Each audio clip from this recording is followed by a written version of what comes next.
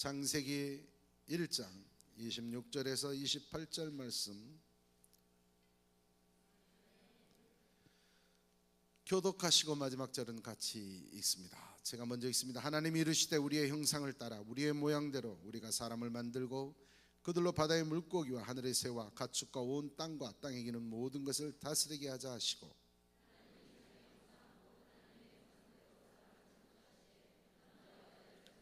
함께 하나님이 그들에게 복을 주시며 하나님이 그들에게 이르시되 생육하고 번성하여 땅에 충만하라.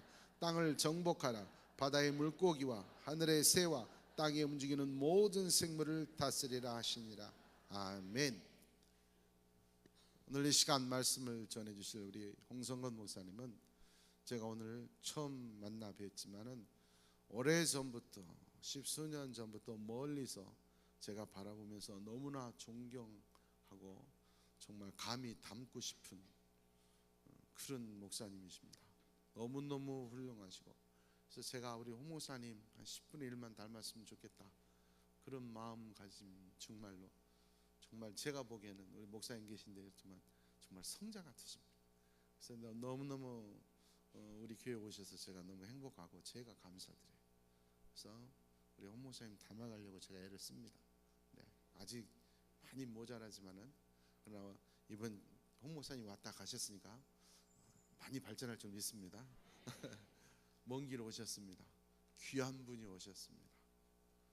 너무너무 사랑하고 환영합니다. 뜨거운 박수로 모시겠습니다.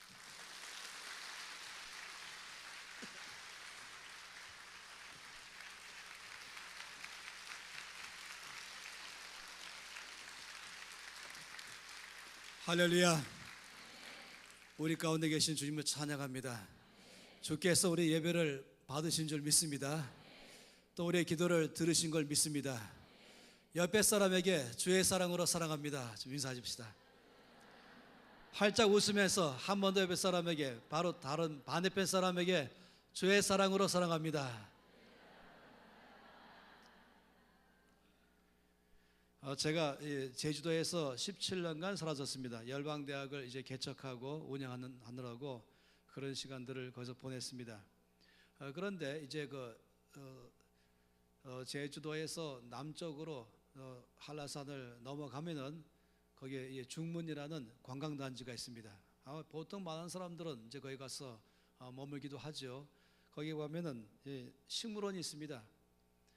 그렇게 큰 식물원이 아닌데 그래도 많은 사람이 가는 이유는 한국에는 없는 열대 식물들을 많이 거기다가 두었기 때문에, 그래서 이제 조그마한 식물원이라도 관심 갖고 가는 것이죠.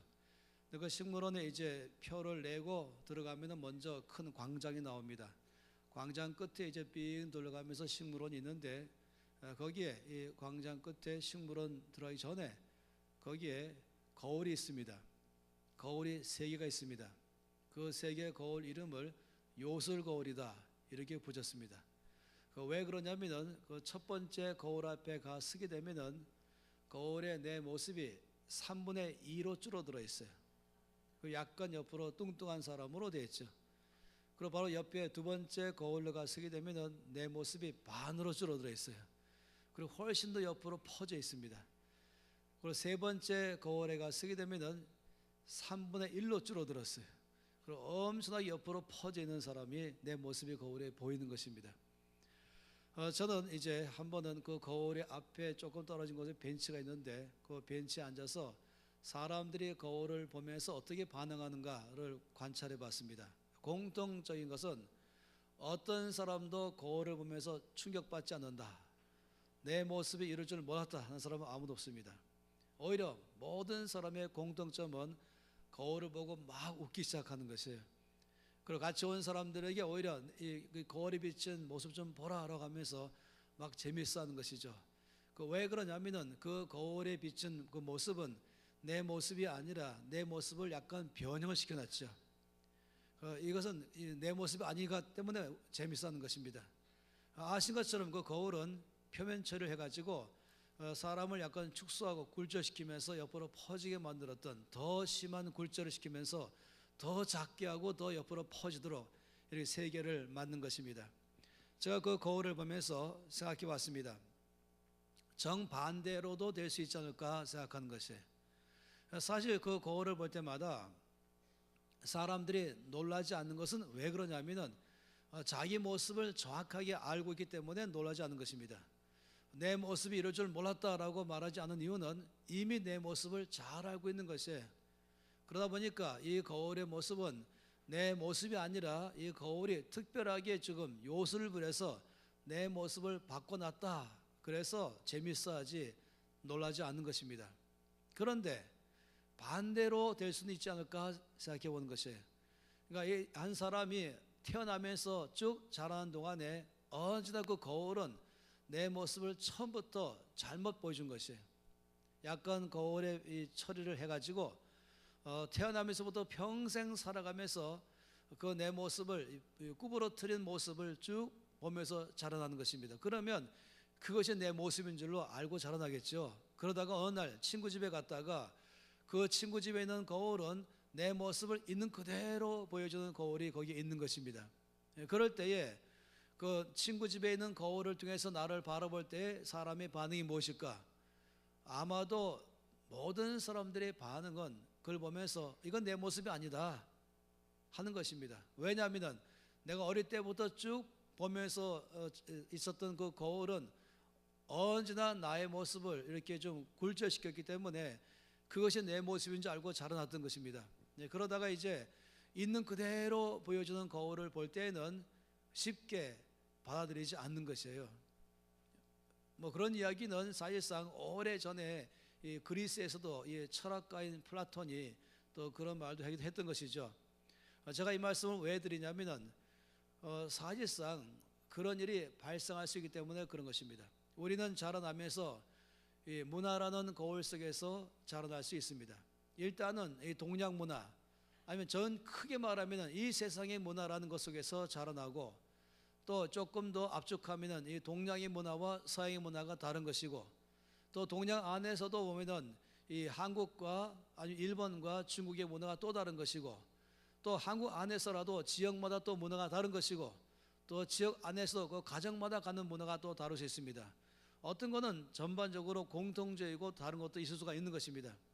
그러다 보니까 이 사람이 태어나면서 일단은 이제 이 호남에서 태어나고 자라나고 또 한국에서 태어나고 자라나고 또는 이제 이 아시아에서 자라나고 또 다르게 말하면 이 세상에서 태어나고 자라나면서 그 거울이 있다는 것이에요.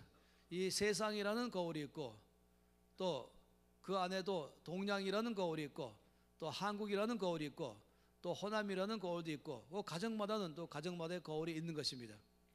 아마 제가 지금 이 말씀을 여러분이 충분하게 이해를 못할 거예요. 그렇지만은 이 기간을 통과하면서 여러분 모두가 다 정말로 성령으로 충분하게 이해될 거라고 제가 확신하고 있습니다. 제가 이 기간 동안에 나흘간의 이 집회에서 갖고 있는 목표는 뭐냐면은 여러분의 모습을 있는 그대로 보여주는 거울 앞에 함께 서기를 바란 것입니다. 그러면서 처음에는 그 내 모습을 있는 그대로 보여주는 거울을 보면서 처음에는 여러분이 아마 받아들이지 못할 거예요. 왜냐하면 너무나 오랫동안 내가 봐왔던 내 모습이 아니기 때문에 내가 오랫동안 익히 알고 있었던 다른 사람이 나를 바라보면서 말해줬던 나, 또 내가 나를 보면서 알고 있는 나, 이런 가운데서 나는 이런 사람이다라고 알고 있었는데 이제 나를 있는 그대로 보여주는 거울을 보면서 볼 때에는 이전까지 알았던 내가 아닌 것이에요. 그 새로 다른 나의 모습을 이 거울을 통해서 여러분이 보게 될 것입니다. 그러면서 이제 그 안에서 정말로 우리 모두가 함께 이 나흘 동안의 짧은 기간에 또 이 저녁 시간마다 가지면서 제가 간절히 구하는 것은 정말로 여러분의 눈이 떠지기를 바란 것이에요. 열리기를 바란 것입니다. 그래서 이 거울에 비친 나의 원래의 모습 있는 그대로를 볼 수 있는 시간들이 날마다 되어갈 거라고 믿고 있습니다. 약간 어려울 수도 있다고 생각해요. 제 말은 하나도 어려운 게 없습니다. 6살부터 80살까지 누구나 알아들을 만한 말씀을 제가 용어를 다 전하겠지만은 그러나 한 번도 생각해 보지 않았던 것이라거나 한 번도 그런 시각으로 바라보지 않았다면은 아마도 그것 자체가 어려울 수가 있다라고 말한 것입니다. 그런데 먼저 이 질문이 있어요. 그러면은 내 모습을 조금 더 구부리지 아니하고 축소하지 아니하고 아니면 과장하지 아니하고 내 모습을 100% 있는 그대로 보여주는 거울이 이 세상에 있는가 하는 것이에요. 그리고 대답은 있다라고 말한 것입니다. 나의 모습을 있는 그대로 보여주는 거울이 이 땅에 있습니다. 그는 무엇입니까? 라고 말한다면 성경책, 이 하나님의 말씀, 이 거짓말을 하지 아니하시는 진리이신 하나님의 말씀, 진리는 세월이 바뀌어도 바뀌지 않는 것입니다. 문화가 바뀌어도 안 바뀌는 것입니다. 지역이 바뀌어도 안 바뀌는 것이 진리인 것입니다. 이 하나님의 말씀은 이전 전이나 지금이나 동일한 것이며 일본 사람이나 한국 사람이나 중국 사람 동일한 것이며 동양 서양 다 포함해서 이것은 모든 사람에게 동일하게 해당되는 주의 진리의 말씀인 것입니다. 그래서 저는 이 나흘 동안에 우리가 함께 이 말씀 속에서 이 거울이라고 하는 말씀, 내 모습을 있는 그대로 보여주고 있는 이 말씀의 거울 앞에서 나 자신을 볼 수 있는 시간들을 갖기를 바라는 것입니다. 오늘 함께 읽었던 이 말씀, 이 창세기 1장 말씀의 이 26절부터 28절까지의 말씀은 그야말로 내가 누군가에 대해서 말해주는 말씀인 것입니다. 우리가 아는 것처럼 하나님께서 온 땅을 이제 말씀으로 창조했죠.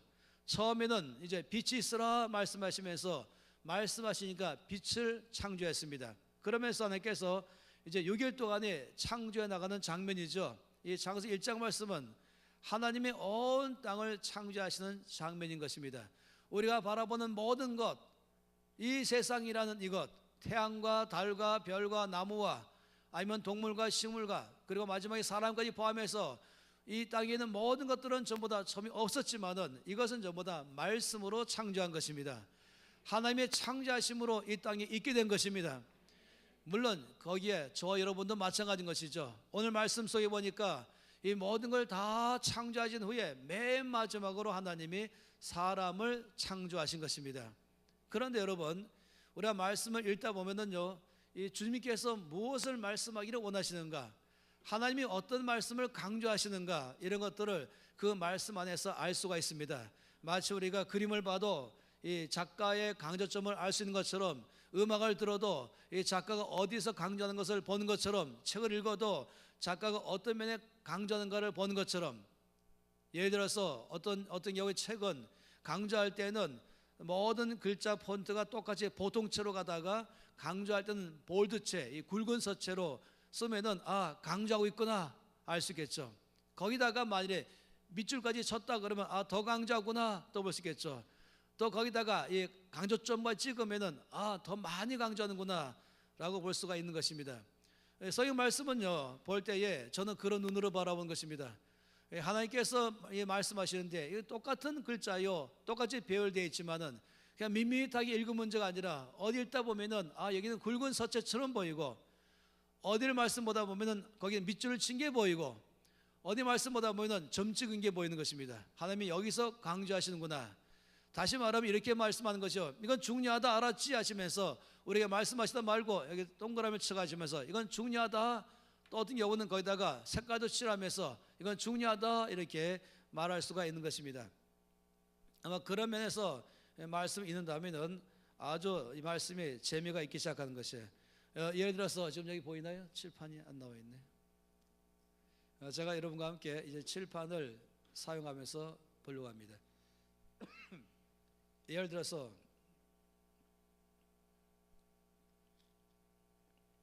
하나님이 세상을 이처럼 사랑하사 라고 하셨다면 이 말씀 가운데 잘 보이나요? 네. 여기서 이제 만일에 하나님이 강조하고 있는 것이에요. 그렇지 않겠습니까? 또는 여기다가 세상을 강조하는 것이죠. 그럼 세상을 속에 내 이름을 들어가시겠죠. 홍성건을. 그러면서 또 말씀하기를 이처럼 얼마큼 사랑하시는가, 이처럼 사랑하사. 이런다면 하나님께 좀 강조한 내용들을 볼 수가 있는 것입니다. 말씀을 이제 그렇게 볼 수 있겠죠. 창세기 1장 말씀에서 6일 동안에 하나님이 모든 만물을 다 창조하시는데 재미있는 것은 뭐냐면은 그 가운데서 창조하다라는 단어는 딱 3번 나와요. 세 번의 시간대에 나오는 것입니다.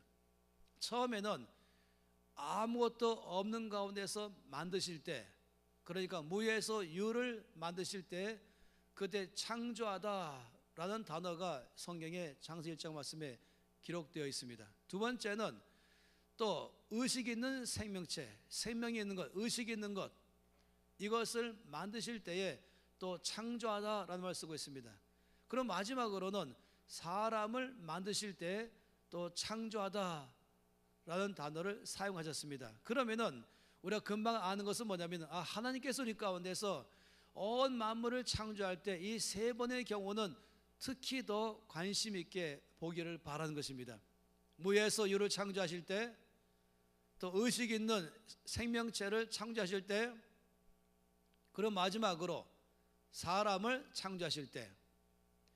그런데 또 재밌는 것은 뭐냐면은, 다른 때는 창조하다란 말을 한 번만 쓰셨는데 사람을 창조하실 때는 창조하다란 단어를 세 번 사용하셨습니다. 우리나라 성경은 왜 그런지 그냥 두 번만 지금 여기에 번역되어 있지만 원어상으로는 세 번 되어 있고요, 이 원어를 잘 번역하는 영어 성경에는 그것을 세 번 다 잘 기록했습니다. 그러면서 이 사람을 만드실 때에는 창조하다라고 말하는 히브리어 바라라는 단어를 세 번씩이나 쓰면서 말씀을 기록했습니다. 그러면은 이제 금방 또 아는 것은 뭐냐면은, 하나님께서 우리 모두에게 말씀하기를, 특별히 내가 온 땅을 창조한 것 중에서 사람을 만들 때의 그 순간에 대해서 더 집중해서 바라보라, 난 여기에 강조하고 있다 라고 말한 것입니다. 하나님께서 이제 온 땅에 지금 읽었던 말씀처럼 사람을 창조하셨죠. 이것이 지금 우리가 읽었던 말씀인 것입니다. 하나님께서 사람을 이제 창조하셨는데, 그럴 때에 여기서 하나님께서 처음에 이제 아담과 하와, 남자와 여자를 처음에 창조하셨습니다. 근데 이것이 왜 중요한가 하는 것이, 왜냐하면 그때가 언제인지를 우리가 정확하게 알지 못하지만은 처음에 하나님께서 만드신 남자와 여자, 그리고 말씀 속에 하는 것이 남자 이름은 아담이었고 여자 이름은 하와였습니다. 그러면 처음에 사람 아담과 하와와 그 후에 한참 지나가서 지금 이 시간에 지금 만들어진 나는, 그때의 아담과 하와와 그때 남자와 여자와 지금의 나하고는 차이가 있을까? 이런 것이에요. 그런데 정확한 사실은 뭐냐면은 조금도 차이가 없다 하는 것입니다. 다시 말하면 진화되었다가 아니라는 것이에요. 그때 하나님께서 창조하신 아담과 지금의 창조하신 나, 그때의 하와와 또 여자, 그때 남자와 지금의 나의 남자, 그때 여자와 지금의 여자, 거기에는 아무런 차이가 없다라고 말한 것이죠. 여기 관해서는 사실상 많은 말씀을 하기를 원하지 않습니다만은, 예를 들어서 이 사람의 뼈 중에서 가장 오래되었다고 말하는 크로마뇽인, 보통 만년 전 이렇게 많이 말하잖아요. 요즘은 얼마큼이나 많이 이제 과학이 발달했는지 그때의 그 뼈만 가지고도 DNA를 조사할 수가 있는 것입니다. 그러면서 사람들은 이제 추측하기를, 이 처음의 사람이니까 진화론의 입장에 본다면 굉장히 지금 사람과는 다를 것이다 라고 생각하는 것이, 미개인 아니면 원시인 생각하는 게 좀 모자르고, 행동도 약간 짐승 같이 하고, 생각하는 것도 짐승처럼 하고, 발달하면 발달할수록 훨씬 사람처럼 지금처럼 되었다라고 생각했겠죠. 근데 조사를 딱 하고 나니까 놀랍게도 DNA가 같은 것입니다. 지금의 현대인이나 그때 사람이나 같은 DNA가 나오는 것이에요. 그러니까 이 진화론자들은 빨리 덮어버리고 아무런 일이 일어나지 않은 것처럼 지금 입 딱 다물고 있는 것입니다. 이런 일이 지금 한두 건이 아니죠. 엄청 많이 있는 것입니다. 자, 이 말씀은 왜 드리냐면은, 그렇다면은 이 창세기 1장 말씀에서 하나님이 처음에 남자와 여자를 만들었다, 이 말은 곧 나를 만드신 것을 말하는 것입니다. 이 창세기 1장에 나오는 그 사람과 지금 나도 사람인데 차이가 있을까? 없다는 것이에요. 따라서 창세기 1장 말씀에 읽었던 26절, 27절, 28절 말씀은 나의 이야기인 것입니다. 옛날에 어떤 사람의 이야기가 아니라 이것은 곧 나에 대한 이야기입니다. 따라서 이 말씀의 거울이 바로 시작하는 것이, 창세기 1장 말씀부터 벌써 내 모습에 비치는 것이에요. 창세기 1장 말씀에 나오는 이 남자와 여자의 모습 속에는 바로 그대로 거울이 돼서는 내 모습이 보이고 내가 누군가 하는 것이 보이는 것입니다. 그런데 지금 첫 번째 말씀하고 싶은 건 뭐냐면은, 놀랍게도 하나님이 처음에 사람을 만들 때에 모든 그전까지 만들었던 모든 피조물과는 구별된 게 있어요. 그건 뭐냐면은 하나님의 형상, 이것이 바로 다른 모든 것과는 차이가 있는 것입니다. 빛을 만드시고 태양을 만드시고 달을 만드시고 별과 모든 동물과 식물과 모든 것들을 다 만드실 때와 사람을 만들 때와의 이 굉장한 차이점은 오직 사람만 하나님의 형상대로 만들었다 하는 것입니다. 이것이 굉장한 것이에요. 제가 지금 여러분에게 말씀을 드렸죠. 지금 이 얘기는 그냥 어떤 이야기를 말하는 게 아니라 바로 나에 대한 이야기다 하는 것입니다. 내가 누군가를 지금 이 말씀의 거울 안에서 보니까 나라는 사람, 내가 누군가 말할 때에 놀라운 점은 나는 하나님의 형상입니다. 이것이 굉장한 특성이 있는 것입니다. 한번 따라 말해보세요. 나는 하나님의 형상입니다. 옆에 사람하고 당신은 하나님의 형상입니다. 또 오면서 나는 하나님의 형상입니다. 이것은 오늘 이 첫 시간에 아주 중요한 문제를 말한 것이에요. 도대체 뭘 말하는가? 내가 바로 하나님의 형상이다라고 말하는 뭘 말하는가?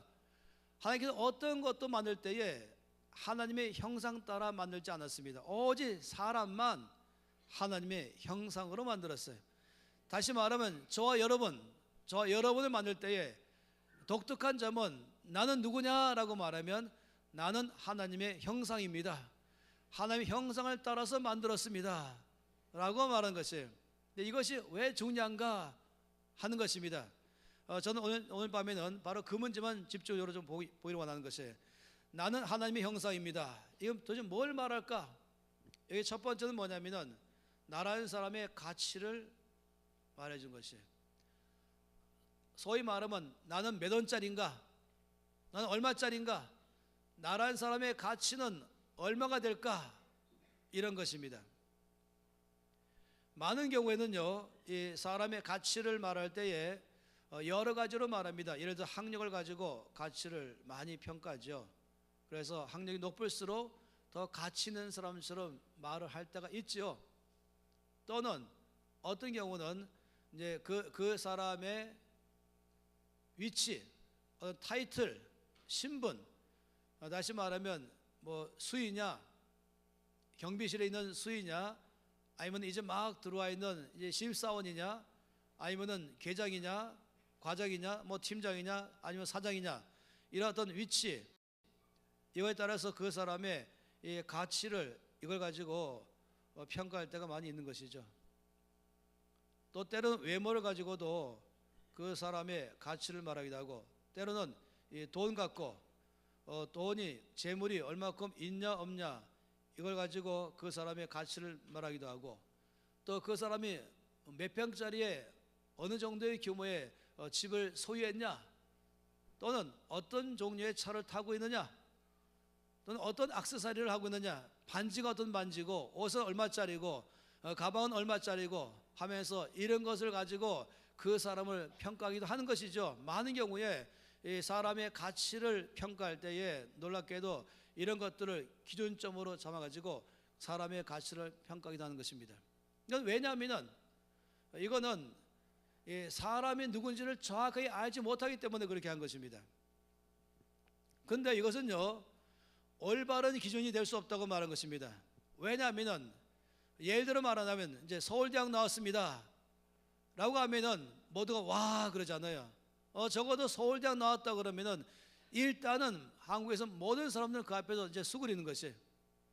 아무리 대학 나와도 대학도 대학이지 어느 대학이냐에 따라 달라지잖아요. 근데 여러분 아세요? 왜 그 서울대학 나온 사람이 미국의 동부지방에 보스턴이나 아니면 뉴욕이나 뉴저지나 필라델피아나 이 지역에 딱 갔을 때 나는 서울대학 나왔습니다 그러면은 아무도 와 하지 않는 거야. 알아주지도 않는 것이에요. 그것은 마치 저기 있는 뭐 예를 들어 목포대학 어느 지방의 이름처럼 대한민국 서울이니까 서울대학이다 뭐 이런 정도로밖에 모르는 것이에요. 왜냐하면 또 이 전 세계 안에 볼 때는 또 대학의 또 랭킹이 다르잖아요. 그냥 하버드 대학이냐, 아니면 예일 대학이냐, 스탠퍼드냐, 프린스턴이냐, 아니면 옥스퍼드냐, 뭐 아주 내노라는 대학도 또 많이 있잖아요. 전 세계에서 이 8,700개 대학 가운데 말입니다. 그러니까 사람은 똑같은 사람이에요. 그냥 서울대학 나온 사람이에요. 그런데 한국에 오면은 가치가 올라갔다가 미국의 동부지방 가면은 가치가 떨어졌다가, 사람은 똑같은 사람인데 어디 가냐에 따라 사람의 가치가 올라갔다 내려갔다 하는 것이에요. 이걸 상대적 가치라고 말한 것이죠. 돈도 마찬가지죠. 얼마큼 돈이 있어야 인정받습니까?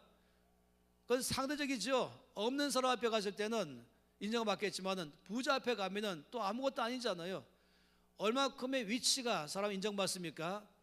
그건 어디 가냐에 따라 달라지는 것이죠.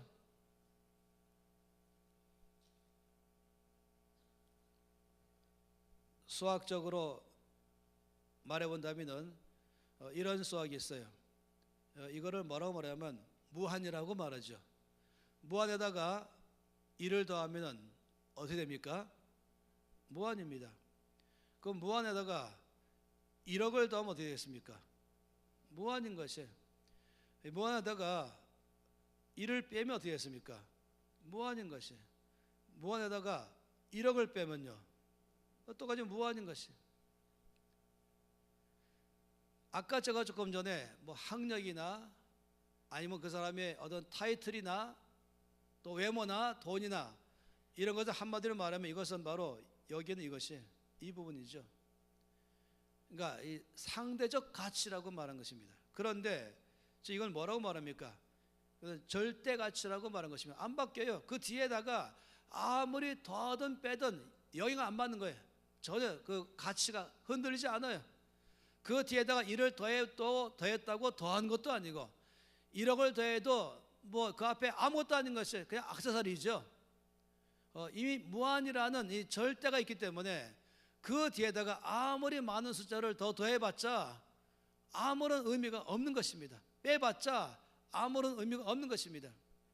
이 무한이라는 이 절대가 있기 때문에 그런 것입니다.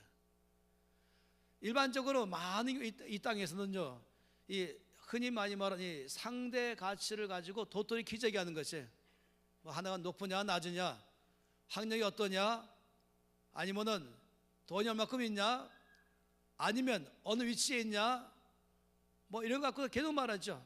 뭐 잠깐 한 1년간 장관해도 평생 장관 아니겠어요? 그 붙잡고 있는 거예요. 사장에서 망해도 사장인 것이죠. 붙잡고 있는 거예요. 그래야 나라에서 인정받으니까. 아주 한마디로 말하면은 이 속빈 강정처럼 때로는 허울 좋게 사람들이 그거 갖고 붙잡으려 하지만은 사실 나라는 사람을 정확하게 말하는 게 아닌 것입니다. 늘 마음속에 그래도 불안해하는 것이에요. 한쪽에 가서 의시됐다가 한쪽에 가면 또 기가 죽었다가, 왜냐하면 이 상대적 가치 가지고 그냥 서로 비교하니까 그런 것입니다. 그러나 만일에 이 절대 가치라는 것을 딱 갖고 있다면은 싹 끝나서 게임 끝난 것이죠. 이 절대 숫자를 딱 갖고 있으면 옆에서 아무리 뭐 학력 갖고 말하든 돈 갖고 말하든 이미 끝난 것이에요. 그래봤자 이것은 이 몸에다가 액세서리 몇 개 떼었냐 붙였냐 밖에 안 되는 것입니다. 제가 지금 말씀드린 것은 내가 누구냐라고 말할 때 거울에서 나를 갖다가 말하기를 나는 하나님의 형상이다. 하나님 말씀하기를 너는 하나님의 형상이다. 이것은요 한마디로 말하면 무한인 것입니다. 예를 들어 말하면 여러분이 이 자체가 가치가 있는 거예요. 공부를 많이 한 사람도 하나님이 사랑하시고 공부를 안 하는 사람도 사랑하십니다. 공부를 많이 하고 안 한 것 때문에가 아니라 이미 사랑받을 만한 것이 있는 것이에요. 그건 뭐냐면 하나님의 형상이기 때문에 그런 것입니다. 돈이 많이 있어도 사랑하시고 돈이 없어도 사랑하시죠. 왜냐하면 이미 하나님의 형상이기 때문에 사랑받을 만한 가치가 있는 것입니다. 끝난 것이에요. 저는 오늘 저녁에 정말로 주께서 이 놀라운 가장 단순하고도 중요한 사실을 깊이 여러분이 알기를 바라는 것이에요. 그래야 돈이 많아도 의시되지 않거니와 또 남을 우습게 보지 않거니와 돈이 없어도 비굴하지 않은 것입니다. 이미 나는 합격인 것이에요. 이미 그건 나에게 아무런 영향을 안 주는 것이에요. 이미 나는 나 자신이 벌써 존경받기에 합당한 사람이고 사랑받기에 합당한 사람이고 나는 이미 가치가 있는 사람인 것입니다. 왜냐하면 하나님의 형상이다. 이 자체가 이미 모든 것을 다 끝내게 그런 것입니다. 하나님이 우리를 구원했을 때를 구속했다 이렇게 말하죠. 하나님이 예수 그리스도의 보혈로 우리를 구속했습니다. 이 말할 때 이 구속하다는 단어는 뭐냐면은 노예에서부터 자유해졌습니다. 이 말인 것이. 원래 우리가 노예 신분이었는데 이 종이었는데 평생 노예로 살다가 그냥 저주 가운데 사망에 가는 우리들인데 하나님 우리를 이 노예로부터 자유케 하셨습니다. 이것을 구속했다라고 말한 것입니다. 한번 상상해 보세요. 이제 하나님께서 여러분을 자유케 하기 위해서 이제 노예 시장에 갔어요. 그러니까 노예 주인을 만났죠. 그럼 말하기를 풀어주라라고 말했어요. 그러니까 여러분을 보고 하나님께서 여러분의 그 노예 주인 보고 풀어주라. 그러니까 이 노예 주인이 뭐라 했겠습니까? 예, 풀어주죠. 그리고 기다리는 거예요. 뭘까요? 돈 내라는 거예요. 돈만 내면 풀어주겠습니다. 하나님께서 이제 이 주머니에서 꺼냈어요. 이거면 되겠냐? 라고 줬어요. 이게 뭔지 아십니까? 황금 덩어리예요. 이 몽땅 황금이 순황금 이만하면 되겠냐? 그러니까 노예 주인이 딱 쳐다보더니 아예 대꾸도 안 하는 거예요. 아예 상대조차 안 하는 것입니다. 마치 제가 이 시계가 저는 이제 강의를 많이 하고 하기 때문에 시계가 중요하거든요. 자, 이 시계를 샀어요. 근데 이 시계 주세요라고 말해. 이게 스위스 시계인데 시계 주세요. 그 내놨죠. 그래서 제가 1원짜리 나눴어요. 1원 주면서 되겠습니까? 그러면은 아마도 시계 주인이 저하고 말할 가치도 없는 사람, 대화할 필요도 없는 사람, 화도 내기 아까운 사람, 그 이상인 거라니까요. 이제 여러분을 하나님께서 풀어주기 위해서 노예 주인 보고 풀어주라 그러니까 예, 돈만 내주십시오. 그러니까 이거면 되겠냐 그러면서 이 황금 덩어리를 딱 내면서 이거면 되겠냐는 순간에 한마디로 말해서 그냥 대꾸도 안 하는 것이에요. 그랬더니 하나님께서 이제 반대편 주머니에서 또 꺼냈어요. 이거면 되겠냐 해서 이거 뭔지 아세요? 다이아몬드. 몽땅 다이아몬드예요. 이거면 되겠냐? 그랬더니 노예 주인이 드디어 폭발해 버렸어요.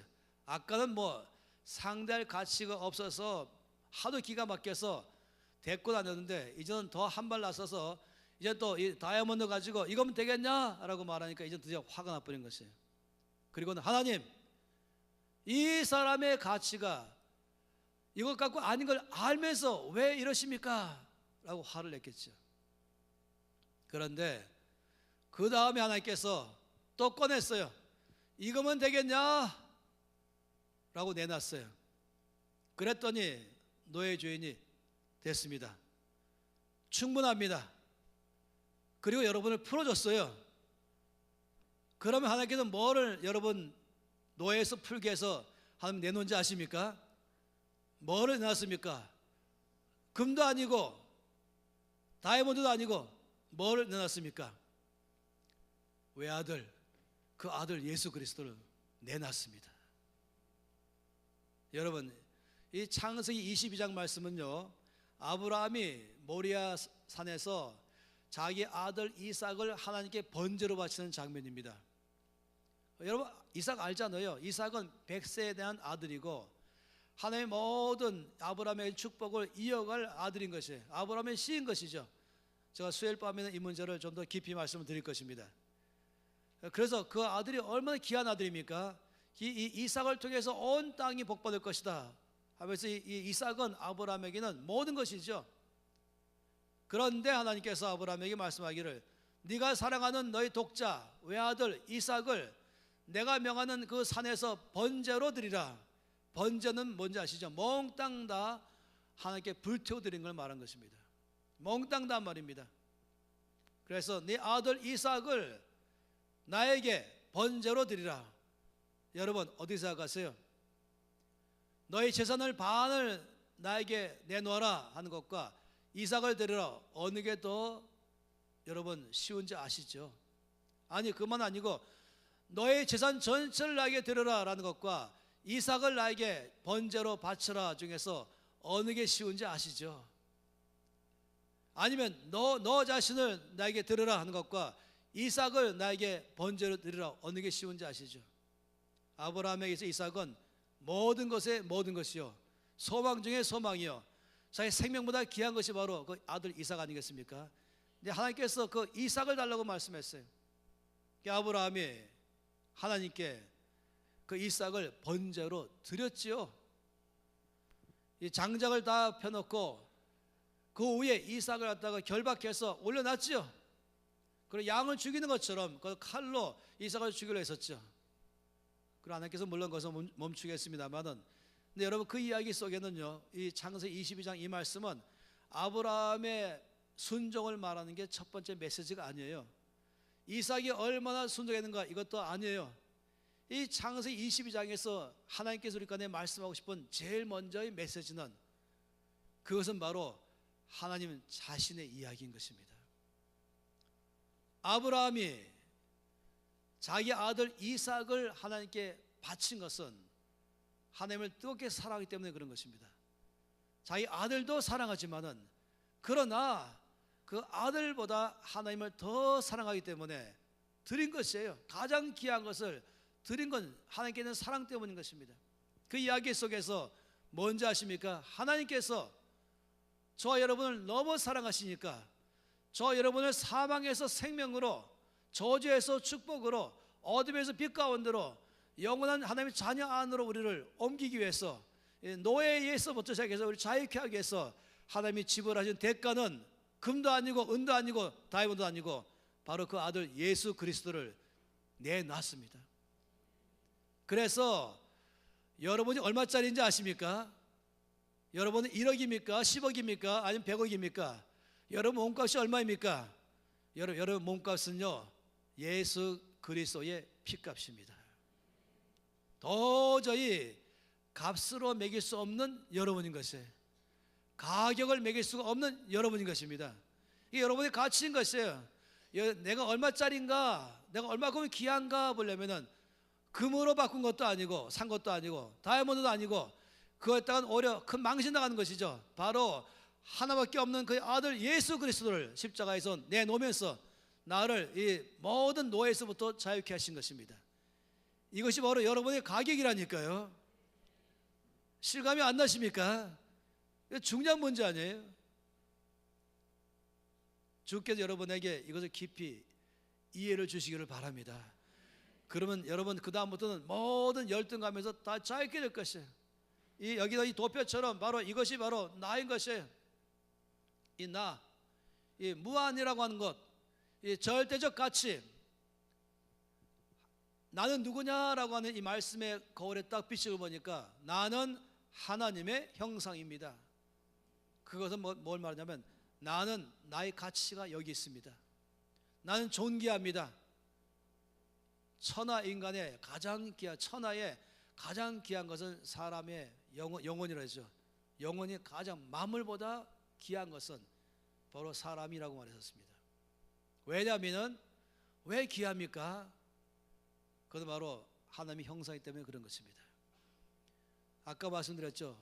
돈이 많은 사람도 주께서 사랑하십니다. 왜냐하면 그 돈은 그에게 중요한 게 아닌 것이 바로 그 사람이 하나님의 형상이기 때문에 그런 것입니다. 돈이 한 푼도 없는 사람도 하나님은 동일하게 사랑하십니다. 왜냐하면 사랑받을 만한 가치가 있는 것이에요. 바로 날 때부터 나는 이미 하나님의 형상인 것입니다. 내가 좀 더 뭘 한다고 해서 더 자는 것이 아니고 바로 있는 이대로가 나는 가치가 있는 사람인 것입니다. 왜냐하면 나는 이미 하나님의 형상이 되는 것이죠. 그럼 생각해 보세요. 이 돈이 없으면은, 돈이 가치로 없는 본다면은, 돈이 없으면 가치가 떨어졌다가 돈이 있으면 가치가 올라갔다가 돈 때문에 왔다 갔다 하는 사람인데, 만일에 나의 가치가 돈에 의해서 나는 것이 아니라 나의 가치가 하나님의 형상이 있습니다라고 말한다면 돈이 없어도 나는 가치 있는 사람이요, 돈이 있어도 가치가 있는 사람인 것이요, 돈이 나의 가치에 대해서 매기는 것이 아니라 나는 이미 돈이 있든 없든 상관없이 나는 이미 가치 있는 사람인 것이에요. 왜냐하면 하나님의 형상이기 때문에 그런 것입니다. 공부를 많이 한 사람이라도 가치가 있죠. 사랑하시죠. 그건 공부를 많이 해서가 아니라 하나님의 형상이기 때문에 그런 것입니다. 공부를 안 한 사람도 하나님께서 사랑하시죠. 왜냐하면 하나님 형상 때문에 그런 것이에요. 이 공부를 많이 했다 적게 했다는 것은 단지 이 땅에서 내가 뭘 하기 위한 하나님의 수단일 뿐이지 나라는 사람의 가치에 영향을 줄 수 없다니까요. 할렐루야. 오늘 밤에 이것을 깊이 여러분 안에서 주께서 계시하시길 바랍니다. 지금 말씀의 거울에 보이는 내 모습인 것이에요. 제가 아까 말씀드린 여러분이 긴가민가 하셨겠죠. 우리가 평생 동안에 잘못된 거울을 바라보다가 어느 날 친구 집에 가서 내 모습을 있는 그대로 보여줄 때에 정말로 받아들일 수 있을까 하는 것처럼, 정말로 과연 그럴까? 나는 잘못된 거울로 살아왔을까? 이 세상이라는 거울이 잘못됐을까? 한국이라는 거울이 잘못됐을까? 라고 말한다면 이미 증명했잖아요. 이 세상의 거울은 학력으로 사람의 가치를 평가하고, 돈이 많고 적음으로 사람의 가치를 평가하고, 어떤 타이틀로 평가할지 모르지만은 이것에서 살아왔지요. 엄마 뱃속에서부터 그렇게 배워왔지요. 날 때부터 배워왔지요. 사람은 그렇게 배워왔던 것이 익숙하게 나라는 사람의 가격과 다른 사람의 가격을 이거 자동적으로 늘 평가했던 것입니다. 그러다 보니까 별일이 다 생기는 것 아니겠어요? 우월감에 들어가고 열등감에 들어가고, 우월감은 내가 저 사람보다 낫다 해서 거만한 마음 갖는 게 우월감이고, 열등감은 난 저 사람보다 모자르다 그래서 마음이 위축되는 걸 말한 것인데, 놀랍게도 이 우월감과 열등감은요 하나예요. 손등과 손바닥이 순식간에 바뀌는 것처럼. 왜냐하면 기준이 뭐냐면 학력, 이것 때문에 나는 지금 서울대학 나왔고 저기는 지방대학, 그러면 우월감이잖아요. 난 더 낫다. 그런데 미국 동부 가니까 나는 그냥 전 세계 안에서 저 아래고, 서울대학 출신은 가장 위에 하버드나 프린스턴, 예일대학 받다 보니까 난 뚝 떨어진 거지. 그 앞에 가면 또 죽어버린 거예요, 기가. 이게 바로 열등감과 우월감이라는 것입니다. 이 사람은 추웠다 더웠다는 것처럼 여기서 살고 있어요. 그렇게 전부인 줄 알고 있어요. 근데 오늘 밤을 지나가면서 여러분이 말씀드린 것은 아니요, 그건 잘못된 거울이라니까요. 여러분의 가치가 거기에서 나오는 것이 아니라 여러분의 가치는 하나님의 형상 내면에 있는 것입니다. 여러분은 이 땅에 올 때부터 하나님의 형상으로 왔습니다. 따라서 공부를 더 한다고 해서 내 가치가 올라가는 게 아니고, 들었다고 해서 떨어지는 게 아닌 것입니다. 남을 우습게 볼 것도 아니고 남 앞에서 기가 죽을 것도 아닌 것이죠. 제가 제주도 살 때에 제주 도지사하고 도지사하고 얘기 전에 어떤 허름한 사람하고 제 얘기하고 있었어요, 대화를. 근데 도지사가 제 앞에 왔어요. 저 옆으로 옆눈을 보니까 지금 도지사가 저하고 얘기하고 싶어 온 것이에요. 그때 제가 좀 명확하게 해야 되죠. 이럴 때에 제가 제 앞에 있는 사람을 무시하고 도지사라는 이유 하나로 말하다 말고 돌아서서 얘기해 버린다, 이건 잘못 아니겠어요? 그럼 제 스스로가 위치로, 외모로 사람을 갖다가 차별화시키는 것이죠. 제가 지금 말하는 사람이나 도지사나 둘 다 존귀한 사람들입니다. 둘 다 하는 형상이죠. 지금 제가 무슨 도지사 약속했는데 약속 시간까지 놓치면서 말했다면 제가 양해를 구하면서 얘기해야 되겠지만은 저 약속한 게 없거든요. 약속 안 했는데 와서 말하겠다는 것이, 그렇다면은 제가 지금 말하는 사람을 중지하고 가면 안 되는 것이죠. 이 사람은 나에게 중요한 사람인 거예요. 도지사도 중요한 사람이죠. 그래가지고 우선권이 있는 것입니다. 둘 다 존귀한 사람인 것입니다. 어떤 위치가, 그 사람의 갖고 있는 돈이 그 사람을 평가하는 게 아닌 것입니다. 하나님의 형상 내면 그 사람의 가치를 말하는 것이에요. 그래서 이 창세기 1장 말씀부터 하나님은 우리에게 내가 누군가를 명확하게 설명하기 시작하는 것입니다.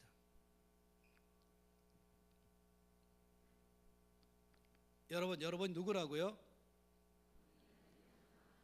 중요한 문제이죠. 난 누군가 말할 때 나는 하나님의 형상입니다.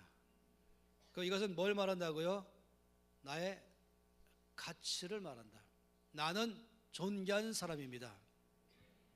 기독교는 부자를 위해서도 아니고, 그렇다고 기독교는 가난한 사람만 위한 것도 아닌 것이에요. 오해하지 마세요. 기독교는 이 부자를 위한 종교도 아니고 가난한 사람만 위한 종교도 아닌 것이에요. 요즘은 가끔가다 가난한 사람을 사랑한다는 것 때문에 부자는 마치 죄인인 것처럼 취급받는다면 아닌 것이죠. 그런 문제가 아니라니까요. 그걸 넘어서는 것이, 기독교는 높은 위치 있는 학력이 사람들만 위한 것도 아니고, 아니면 또 반대로 아주 무학력자나 저학력자들을 위한 것도 아니라는 것이, 모든 사람을 사랑하는 것입니다. 이 교회 안으로 들어올 때는 공부를 얼마나 많이 했든지 돈이 얼마나 많든지 적든지 상관없이 들어오면 모두가 다 형제요 자매인 것입니다. 다 똑같은 것이죠. 차별 없이 다 귀한 사람들인 것이에요. 똑같다는 말은 뭐냐면 다 귀하다 이 말인 것이. 왜냐하면 근거는 바로 그 사람도 하나님의 형상이요, 저 사람도 하나님의 형상이요, 나도 하나님의 형상이요, 하나님께서 나를 사랑하시되 이처럼 사랑하사 얼마큼 그 아들 예수 그리스도를 십자가에 내줄 만큼이나 나는 존귀한 사람인 것입니다. 또 저 사람 누굽니까? 저 사람도 동일하게 존귀한 사람인 것입니다. 그 근거는 뭐냐면은 바로 하나님의 형상으로 하나님이 사람을 창조하셨다. 이 굉장한 문제를 지금 말씀을 하고 있는 것이죠. 그런데 두 번째 말씀, 제가 오늘 이 세 가지를 말씀드리려고 그래요. 김인 간사님은 또 우리 같이 갈 때는 재정 강의할 때는 90분 강의하고 쉬었다가 또 90분 강의하는데, 전 나흘 동안에 그렇게 안 하고 그냥 2시간 강의하고 끝날 겁니다. 쉬지 않고. 목사님께 양해를 구했어요. 그냥 쉬지 않고 중간 쭉 간다. 그러면 빨리 끝내기 좋잖아요, 그죠? 저도 좀 더 길게 가고 싶은데 아무래도 그렇지 않은 게 나을 것 같아요. 사실 지금 제가 이 강의하는 이 내용은 이 NCM인 안에서 학교가 3개가 있는데, 그 중에 하나는 이 왕의 재정학교는 거기에서는 한 60시간 정도의 이 강의를 이제 하는 거죠. 김인중 간사님과 저하고 둘이서 같이 그 학교의 강의를 이끌어갑니다. 근데 또 한 가지는 이 지도력 학교라는 게 있습니다. 변화를 일으키는 지도력 학교. 거기도 마찬가지로 60시간 이상 하는 것이에요. 그 학교의 강의에 대한 것을 이 나흘 동안에 뽑아가지고 중요한 것만 이 나흘 동안 함께 보는 것입니다. 그러다 보니까 기억하시면 좋겠어요. 하루에 2시간씩 해서 나흘 동안 8시간 동안에 그 말씀을 한 70시간, 60시간짜리를 줄여서 한다 생각하면 좋겠습니다. 그러면 하나님의 형상이라는 것은 나는 하나님의 형상입니다 라고 말한다면 도대체 이것은 뭐를 말할까? 두 번째는 이 형상이라는 말을 좀 생각해 보겠습니다. 이 형상이 뭘까? 형상. 한번 상상해 보세요. 하나님께서 이제 모든 만물을 다 창조하셨죠. 그럼 맨 마지막으로 사람을 창조하셨습니다. 그런데 사람을 창조할 때 하나님은 성부, 성자, 성령 하나님이셨습니다. 그래서 우리가 사람을 만들자 해서 우리가 라고 말씀했어요. 그러니까 하나님 아버지가 거기 계시고 성자 예수님이 거기 계시고 또 성령 하나님이 거기 계신 것입니다. 그러면서 이제 이 원탁에 삥 둘러 앉아서 이 세 분이 삥 둘러 서서 회의를 여셨어요. 맨 마지막 우리가 사람을 만들자. 그 세 분이 이제 거기에 동의하셨죠. 그런 다음에 어떻게 만들까? 사람을 어떻게 만들까에 대해서 이제 세 분이 의논하셨어요. 이건 제가 지금 상상해 보는 것입니다. 여러 가지 의견이 막 나올 수 있겠죠. 이렇게 만듭시다, 또 이렇게 합시다 하다가 이제 이렇게 했어요. 이제 한 분이 저에게 좋은 아이디어가 있습니다. 가장 훌륭한 존재로 만듭시다. 이때까지 지은 모든 이 피조물보다 제일 탁월하게 지읍시다. 이게 다 동의했어요. 그럼 어떻게 하면 제일 탁월합니까? 하니까 이제 제안하기를 재성학에는 그동안에 창조한 모든 것을 다 보고 그 중에 제일 잘된 것, 그러니까 걸작품, 최고의 걸작품, 가장 탁월한 것, 그거를 선정해서 그 모양 따라서 만듭시다 라고 한 분이 제안했어요. 그래서 참 좋습니다. 그래서 말하기 그게 뭡니까? 그랬더니 장미꽃이 어떻겠습니까? 제가 보기엔 장미꽃이 가장 좋습니다. 아니면 또 백합화라든지. 그 말이 장미꽃이었다고 한번 해보세요. 장미꽃이 가장 잘 만들어진 것이다. 그러면 우리가 사람을 만들 때에 어떻게 해요?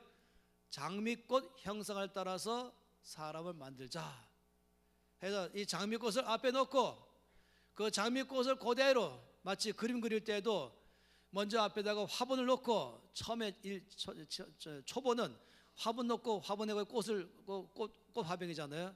그 꽃과 화분 놓고 그걸 따라서 이제 그림 그리거나 아니면 사과를 놓고 그림 그리거나 하는 것처럼 이 장미꽃을 놓고 마치 조각가처럼 이 장미꽃 모양으로 사람 만들자라고 할 수 있었다면은 그러면 사람은 뭐라고요? 장미꽃 형상인 것입니다.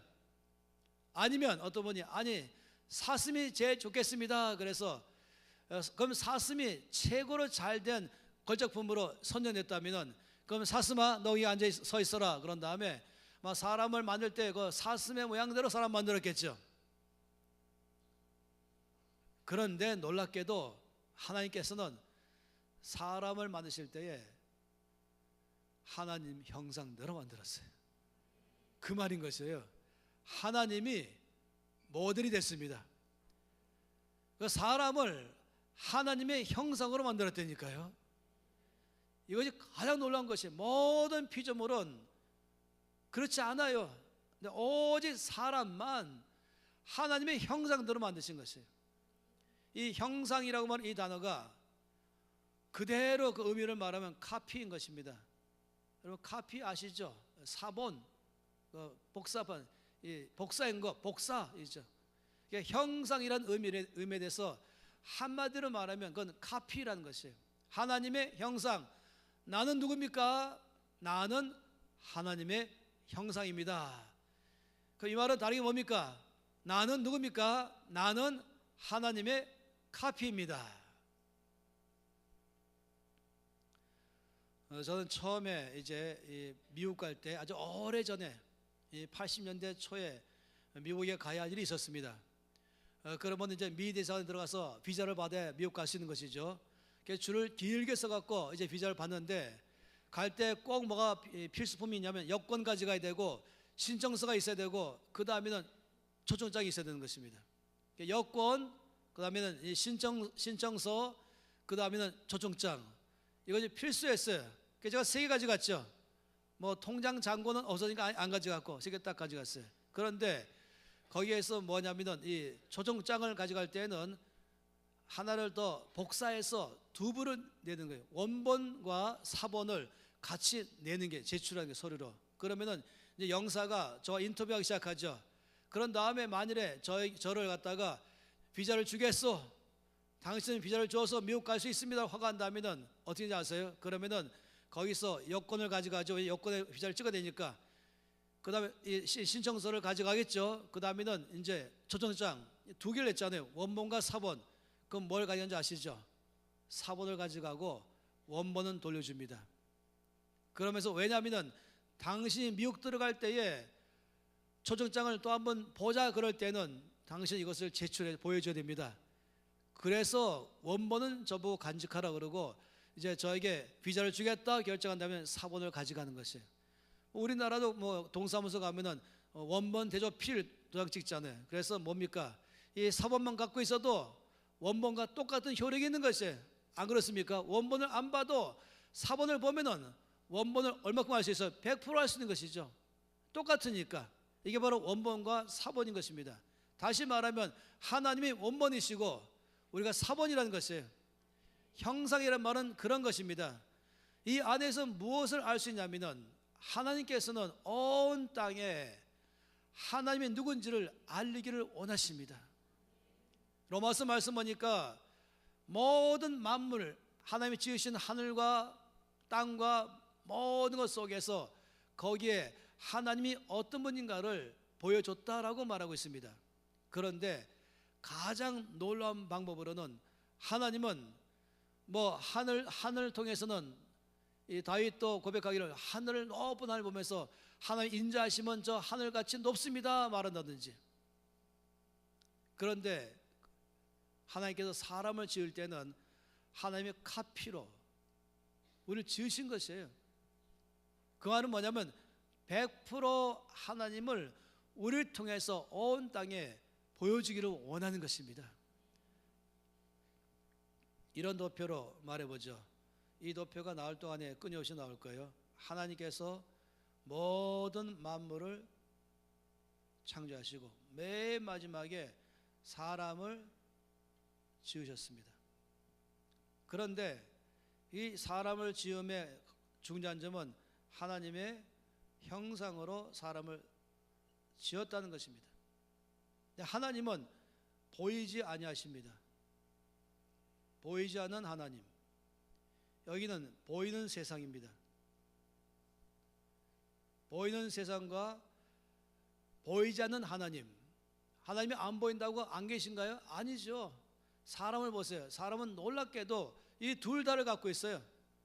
이 보이지 않는 하나님과 보이는 세상과 이 두 세계를 다 갈 수 있도록 사람을 만드신 것이에요. 이 사람에게는 하나님을 볼 수 있는 영적 존재로 우리를 만드시고 이 세상 안에 보이는 육체를 만든 것입니다. 이 사람은 겉사람과 속사람이 있잖아요. 이 마음이라는 게 있잖아요. 혼은 이걸 갖다 혼이라고 말하기도 하고 이건 몸이라고 말한 것이죠. 언제 죽습니까? 혼이 떠나가면 죽는 것이에요. 그러면 이 마음은 안 보이죠. 아니 마음, 뭐 정신, 혼, 영혼 이렇게 말하지만 어쨌든 한번 속사람, 이 마음 그리고 이 몸, 그 마음은 안 보이지만 안 보인다고 없습니까? 안 보이지만 우리가 다 알아요. 있다는 사실을 아는 것이. 그 마음 때문에 우리가 생각할 수 있고 느낄 수 있고 말할 수 있고 결정할 수 있고 이게 마음이 있어 그런 것입니다. 하나님 사람은 놀랍게도 이 안 보이는 영적 세계와 보이는 세상 양쪽을 다 왔다 갔다 할 수 있도록 사람을 지었어요. 그런데 하나님의 큰 목표는 뭐냐면 하나님은 보이지 않으시지만은 보이는 세상에다가 하나님이 누군지를 알리기 원하신 것입니다. 그래서 모든 만물을 지으신 것이죠. 그런데 하나님께서 가장 놀랍게도 하나님이 어떤 분인가를 온 땅에 알리기 위해서 하나님은 사람을 창조하신 것입니다. 어떻게? 하나님의 카피로 창조하셔서 제가 아까 말씀드렸잖아요. 이 조종자가 사본만 바라봐도 원본을 안 봐도 원본을 알 수 있는 것처럼 말입니다. 하나님의 형상인 사람을 보고 있으면은 이 세상이 그러면은 하나님을 알 수가 있는 것입니다. 왜냐하면 하나님의 카피이기 때문에. 이것이 하나님이 처음에 사람을 하나님의 형상으로 만드신 가장 놀라운 이유인 것입니다. 여러분 이것은 묵상을 많이 하셔야 되겠습니다. 하나님께서 나를 만드실 때에 뭐 장미꽃을 따라 만든 것도 아니고 사슴을 따라 만든 것도 아니고 어떤 멋있는 나무 따라 만든 것도 아니고 바로 하나님이 원본 되셔서 모델이 되셔서 나를 하나님의 형상으로 만들었다. 이것은 바로 하나님의 나를 향한 마음이 다 보이는 것입니다. 뭐겠습니까? 온 세상이 너를 볼 때마다 내가 누군지 알게 하라. 하나님은 거룩하시고 은혜로우시고 신실하시고 긍휼이 많으시고 정직하시고 오래 참으시고 사랑이시고 용서하기를 기뻐하시고 이런 모든 하나님의 이 모습이 하나님은 바로 저 여러분 통해서 이 땅에 보여주기를 바라는 것이에요. 그런데 어떤 사람은 이렇게 반응해요. 이제 그렇게 알고 나서 거울을 딱 보니까 한숨만 푹푹 치는 사람. 아무리 봐도 하나님 모습이 안 보이네. 아무리 봐도 하나님 영광만 가리고 있네. 화도 잘 내고 사람을 사랑하지 않고 거룩하지 않고 신실하지 않고 정직하지 않고 뭐하지 않고 아무리 봐도 하나님의 모습은 요만큼도 안 보이네. 한숨만 퍽퍽 쉬면서 있는 사람도 있을 수 있어요. 그러나 저는 그렇게 하지 마세요. 오히려 하나님께 요청하십시오. 아버지, 저를 하나님의 형상으로 지으심을 감사합니다. 근데 지금 제 모습 보니까 하나님의 모습이 안 보입니다. 주여, 제가 구하오니 저에게 주님을 닮아가게 해주시옵소서. 사람들이 저를 볼 때마다 나의 하나님, 그들의 하나님이 어떤 분인가를 저를 통해서 볼 수 있도록 주여 저를 변화시켜 주시옵소서. 이게 훨씬 더 주께서 기뻐하신 것이에요. 왜 나는 안 됐을까 하지 마시고 오히려 적극적으로 아버지, 나를 지으신 목적대로 내 모습 안에서 하나님의 모습이 보이게 해주시옵소서. 갈수록 예수님을 닮아가게 해주시옵소서. 갈수록 내 모습 안에서 하나님은 사랑이시다 하는 것을 볼 수 있게 해주시옵소서. 할렐루야. 저는 전도할 때요, 아주 인상 깊은 전도가 있었어요. 택시를 탔을 때에 아주 오래전에 제주도에 초기에 갔을 때니까 20년도 전이겠죠. 택시를 딱 타고 아저씨 예수 믿으세요 이렇게 말했어요. 그랬더니 이 아저씨가 막 화를 내는 거예요. 아저씨 예수 믿으세요 말했더니 막 화를 막 내세요. 그래서 제가 알았죠. 뭔가는 그 안에 맺힌 게 있구나. 제가 아는 거예요. 저한테 화내는 게 아니죠. 예수 믿으라고 했기 때문에 화내는 것이에요. 이분이 미안했는지 제가 왜 화를 냈는지를 저에게 설명해 줬어요. 이렇게 말했어요. 아주 인상 깊어요. 지금도 잊지 못해요. 제가 얼마 전까지 중소기업 사장이었습니다. 웬만한 그런 회사를 운영하는 사장이었습니다. 근데 사실 그러고 딱 얼굴 보니까 머리가 반백이 희끗이고 나면서 아주 점잖은 운전기사였어요. 그런데 제 동업자가 있었습니다. 두 사람이 동업자와 제가 같이 회사를 운영했었습니다. 근데 어느 날 제 동업자가 회사 돈을 몽땅 말아먹고 도망갔습니다. 그 바람에 제가 빈털터리가 돼버렸습니다. 그래서 할 수 없이 가족을 먹여 살리려고 제가 택시기사 자격증을 따고 지금 택시 운전한 지 얼마 안 됐습니다 이렇게 말한 것이에요. 근데 그 다음에 이렇게 말했어요. 그런데 그 동업자 몽땅 돈을 다 가로채갖고 서류까지 다 해갖고 몽땅 다 가지고 도망간 그 동업자가 교회 장로입니다. 그러니까 예수 믿으란 말하니까 화를 냈다는 것이에요. 그래서 제가 그때 잘못했어요. 굉장히 전도를 잘못했어요.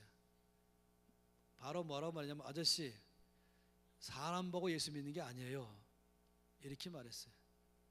근데 그분은 물론 제가 그렇게 말해도 은혜 안 받고 예수 안 믿었어요. 근데 제가 이제 차에 내린 다음에 기도할 때 주님 저에게 말씀하기를 전도 참 형편없구나. 그럼 그 사람 누구 보고 예수 믿냐? 안 보이는 예수를 어떻게 믿냐? 예수 믿는 사람 통해서 예수 믿는 것이지. 어째 이렇게 무리한 요구하냐? 하는 것이. 하나님은 찬송받기에 합당하지만 그 하나님 이름이 찬송받지 못할 때는 그 중에 하나는 주 예수를 믿는 사람들의 모습 안에서 하나님의 모습이 안 보인다면 하나님을 찬송할 수 없는 것이죠. 근데 그 다음에 또 택시 탔을 때 또 전도했어요. 아저씨 예수 믿으세요. 근데 거기도 놀랍게도 또 막 화를 내요. 그리고 하는 말씀이 뭐냐면은 제 누이 동생이 있는데 이 시집간 누이 동생이 있는데 허구한 날 남편한테 두들겨 맞는다는 것이. 이 오빠로서 보통 마음에 상하는 게 아니에요. 그런데 그 남편이 교회 집사입니다. 그런 것이. 아이 참. 제가 기가 막혀가지고. 그래서 제가 이번에 어떻게 했는지 아시죠? 아저씨 용서해 주세요. 저희가 잘못했습니다. 예수 믿으란 말 감히 못하겠어요. 아저씨 잘못했습니다. 우리 예수님은 그런 분이 아닌데 예수 믿는 우리가 정말로 우리의 잘못 이 모습 때문에 예수님을 가렸습니다. 그래서 용서해 주세요. 이 기사 아저씨가 당황하기 시작하는 거예요. 그렇게 말하니까. 하나님께서 우리를 하나님의 형상대로 만들었을 때는 이 보이지 않는 하나님, 그러나 살아계신 하나님, 그 얼마나 영광스럽고 아름답고 놀라우신 분, 하나님의 모든 영광이 아름다워 영광스럽다 말하는 그분, 그 은혜로우시고 긍휼이 많으시고 진실하시고 신실하시고 노하기를 더디하시고 그 하나님을 온 땅에 알리기를 원하셔서 사람을 만드시고 바로 하나님의 카피로 만드신 것입니다. 그리고는 저와 여러분을 이 땅에 보내시면서 마치 대통령이 한국 국민을 대표로 해서 한국 대사를 미국에 보내는 것처럼 파송하면서 당신이 가서는 한국을 소개하시오. 미국 사람이 당신 볼 때마다 한국 사람은 이렇구나, 한국은 이런 나라구나라는 걸 당신이 소개한 대표자입니다. 이게 대사 아니겠습니까? 마찬가지로 하나님께서는 저와 여러분을 하나님의 형상대로 만드시고 이 땅으로 파송하시면서 말씀하시기를 너는 우리의 형상이 되어라. 이 세상에 너를 볼 때마다 하나님이 누군지를 알게 하라. 예수님 말씀하시기를 너희는 교회의 빛과 소금이 되라 라고 말씀했어요. 맞습니까? 다시 여쭤볼게요. 예수님 말씀하기를 너희는 교회의 빛이요 교회의 소금이라. 할렐루야. 한 번 더 여쭤볼게요. 예수님 말씀하시기를 너희는 교회의 빛이요 교회의 소금이라. 아이고 어쩐 일이십니까? 제가 세 번쯤 물으면 이제 걱정하실 텐데 정답이 아닌가 보다 하고 주님이 그렇게 말씀 안 하셨어요. 너희는 세상의 소금이라. 너희는 세상의 빛이라. 여러분 교회는 이미 예수님 계시는 것이에요. 우리 교회의 빛과 소금이 아니라 세상의 빛과 소금인 것입니다. 이 세상이 너희를 보면서 하늘에 계신 너희 아버지께 영광 돌리도록 하게 하라. 이 세상에, 이 어둠의 세상에 빛으로 비추라라고 말한 것입니다. 이 부패한 세상 안에 부패하지 않도록 소금이 되어라라고 말씀하는 것입니다. 이 맛이 없는 세상에 맛을 내는 사람이 되라라고 말한 것입니다. 하나님이 처음부터 우리를 그렇게 창조하신 것이에요. 물론 한 가지 제가 지금 말씀을 건너뛰고 싶은데요. 그런데 왜 지금 사람들은 그렇게 살지 않습니까? 라고 말할 수 있잖아요. 이것은 창세기 3장 사건 때문에 그런 것입니다. 정령 죽으리라. 이것을 먹는 날에 반드시 죽을 것이다. 죽었어요. 가장 큰 죽음은 내 안에서 하나님의 모습이 안 보이는 것이 가장 큰 죽음인 것입니다. 그런데 복된 소식이 뭐냐면은 하나님께서 우리를 구원하기 위해서 예수 그리스도를 보내셨습니다. 그래서 우리 안에서 예수의 모습이 보이게 하시는 것이에요. 가면 갈수록 보이게 하는 것입니다. 갈수록 더 보이게 하는 것입니다. 이것이 소망인 것입니다. 그래서 성령께서 여러분 안에 계신 것이에요. 그래서 날마다 가면 갈수록 여러분 안에 예수의 모습이 더 보이도록 하게 하는 것입니다. 그래서 여러분 제가 아는 게 있습니다. 저 여러분은 소망이 충만합니다. 타락했었지만은 그래서 죽었지만은 예수님 때문에 살아나서 내 안에 새 생명이 왔고 성령으로 말미암아 날이 가면 갈수록 예수 그리스도를 닮아가기 시작하는 것입니다. 가면 갈수록 하나님의 모습을 닮아가기 시작하는 것입니다. 다시 말하면 하나님의 오리지널 플랜, 원래 처음에 창세기 1장 말씀에서 세우신 그 계획으로 우리를 회복하시는 것이에요. 형상이 회복하는 것입니다. 어떻게? 십자가로 말미암아, 예수로 말미암아, 성령으로 말미암아 하나님의 형상을 회복하는 것입니다. 오직 거기에만 길이 있습니다. 예수 외에는 회복의 길이 없는 것이에요. 성령 외에는 변화가 없는 것이에요. 그 예수로 말미암아 새 생명 주었고 새 사람 되었고 성령으로 말미암아 갈수록 예수 그리스도를 닮아가게 하는 것입니다. 그래서 소망이 있는 것입니다. 자, 여러분에게 여쭤보고 싶어요. 여러분 예수를 믿으십니까? 만약 예수를 믿으시면은 아멘 하십시오. 여러분 예수를 믿으십니까? 좀 더 여러분 크게. 여러분 예수를 믿으십니까? 혹시 안 믿었다면 지금 아멘 하면서 나는 이 시간 예수를 믿겠습니다. 여러분 예수를 믿으십니까? 아멘. 그 순간에 하나님의 자녀가 되고, 놀랍게도 그 순간에 새 생명이 우리 안에 들어오기 시작해서 새 사람 되기 시작한 것이에요. 그 다음에 끝난 게 아니에요. 그 다음부터는 가면 갈수록 예수님을 닮아가기 시작하는 것입니다. 이거를 성화다 이렇게 말해요. 성화되어 가는 것입니다. 그래서 놀랍게도 성령을 우리 가운데 주신 것입니다.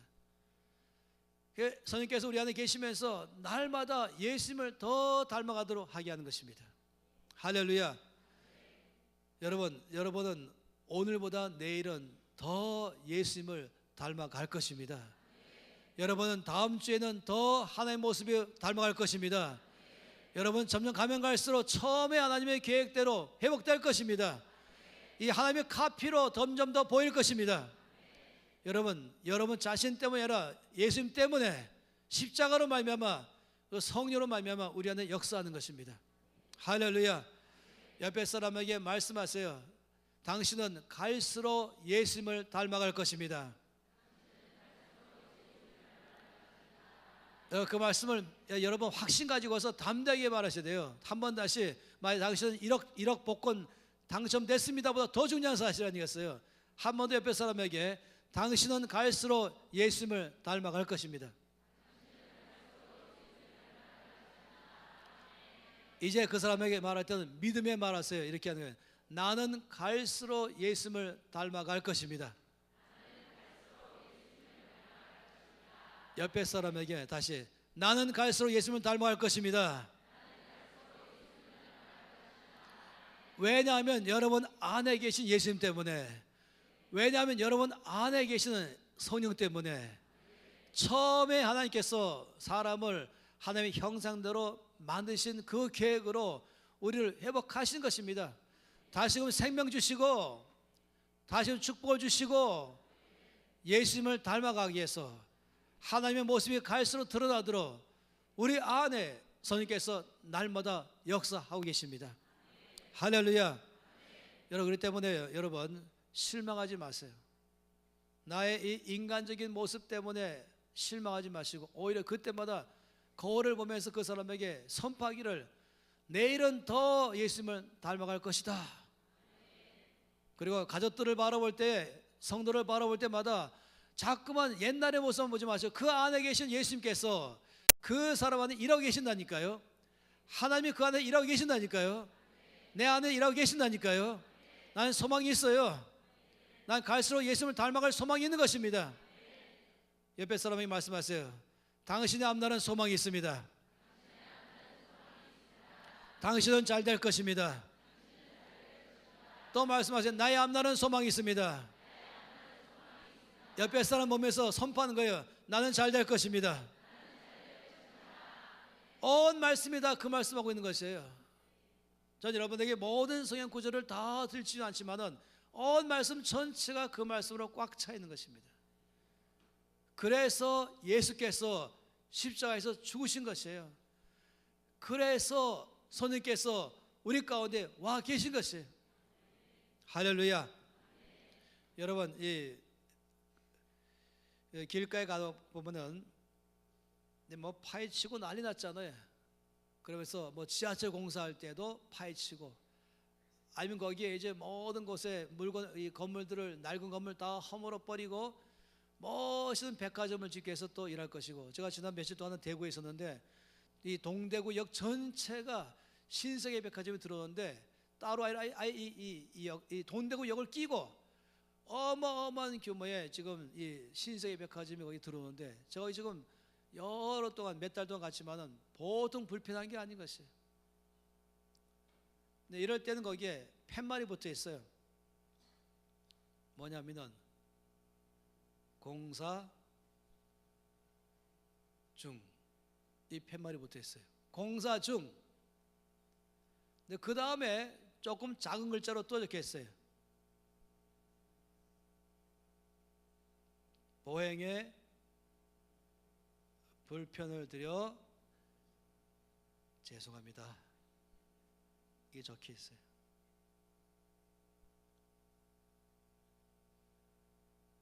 이 공사 중이라는 글자가 있고 그 아래다가 보행에 불편 들어 죄송합니다 또 적혀서 모든 사람들이 참아내는 거예요. 앞으로 여기에 지하철이 들어올 것이다.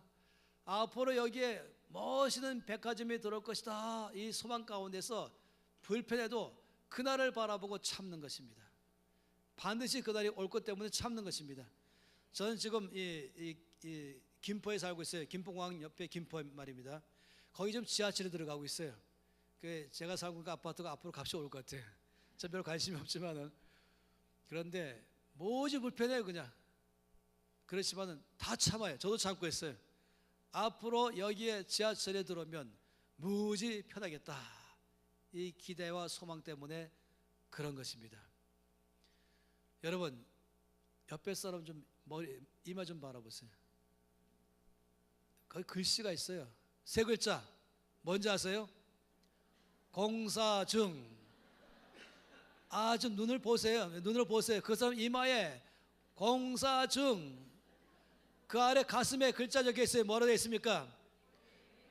그렇죠. 거기에 보행에 불편을 드려 죄송합니다. 제가 지금은 아직까지 예수님을 닮아가는 공사 중이어서 아직은 약간 혈기도 나오고 그리고 약간 좀 인간적인 모습이 좀 보이지만 죄송합니다. 조금만 기다리시면은 자 가면 갈수록 예수님을 닮아갈 것입니다. 할렐루야. 옆에 사람 보시면서 보행에 불편 들어 죄송합니다. 앞으로 좀 유머를 쓰면 좋겠어요. 집에서 뭐 난리 났으면은 그래도 허리를 90도로 굽히면서 제가 아주 공사 중입니다. 얼마나 저 때문에 불편하십니까? 조금만 참으시면 내 안에 계신 예수님께서 내 안에 계신 성령께서 갈수록 예수님을 닮아가게 하실 것입니다. 갈수록 당신의 마음은 편안하게 해줄 것입니다. 할렐루야. 여러분 어디 가든지 여러분 그럴 때마다 여러분 아주 정말 진정한 하늘의 유머를 가지고 진실되게 참되게 이거는 그냥 하나의 위기 모면의 말이 아니라 그냥 하나의 소원이 아니라 믿음의 고백 허리 굽히면서 제가 아직 공사 중이어서 보행에 불편을 드려 죄송합니다. 제가 제 안에 계신 예수님이 제 안에 계신 성령께서 하나님의 형상으로 지금 저를 공사 중이십니다. 갈수록 예수님을 닮아가게 될 것입니다. 할렐루야. 여러분 이것이 여러분을 꽉 잡고 계십시오. 원수 마귀는요 여러분에게 끊임없이 과거의 여러분과 지금의 여러분 보면서 조급함을 심어주면서 실망감을 준다니까요. 나는 왜 이렇게 안 바뀔까? 또 옆에 사람 보면서 왜 저 사람 안 바뀔까? 여러분 이 원수 마귀가 그렇게 원수 마귀는 아시죠? 원수 마귀는 나의 과거와 나의 현재를 가지고 내 것을 가지고 말해 나 자신을 가지고 이걸 보통 뭐라고 말해? 율법이라고 말하는 것이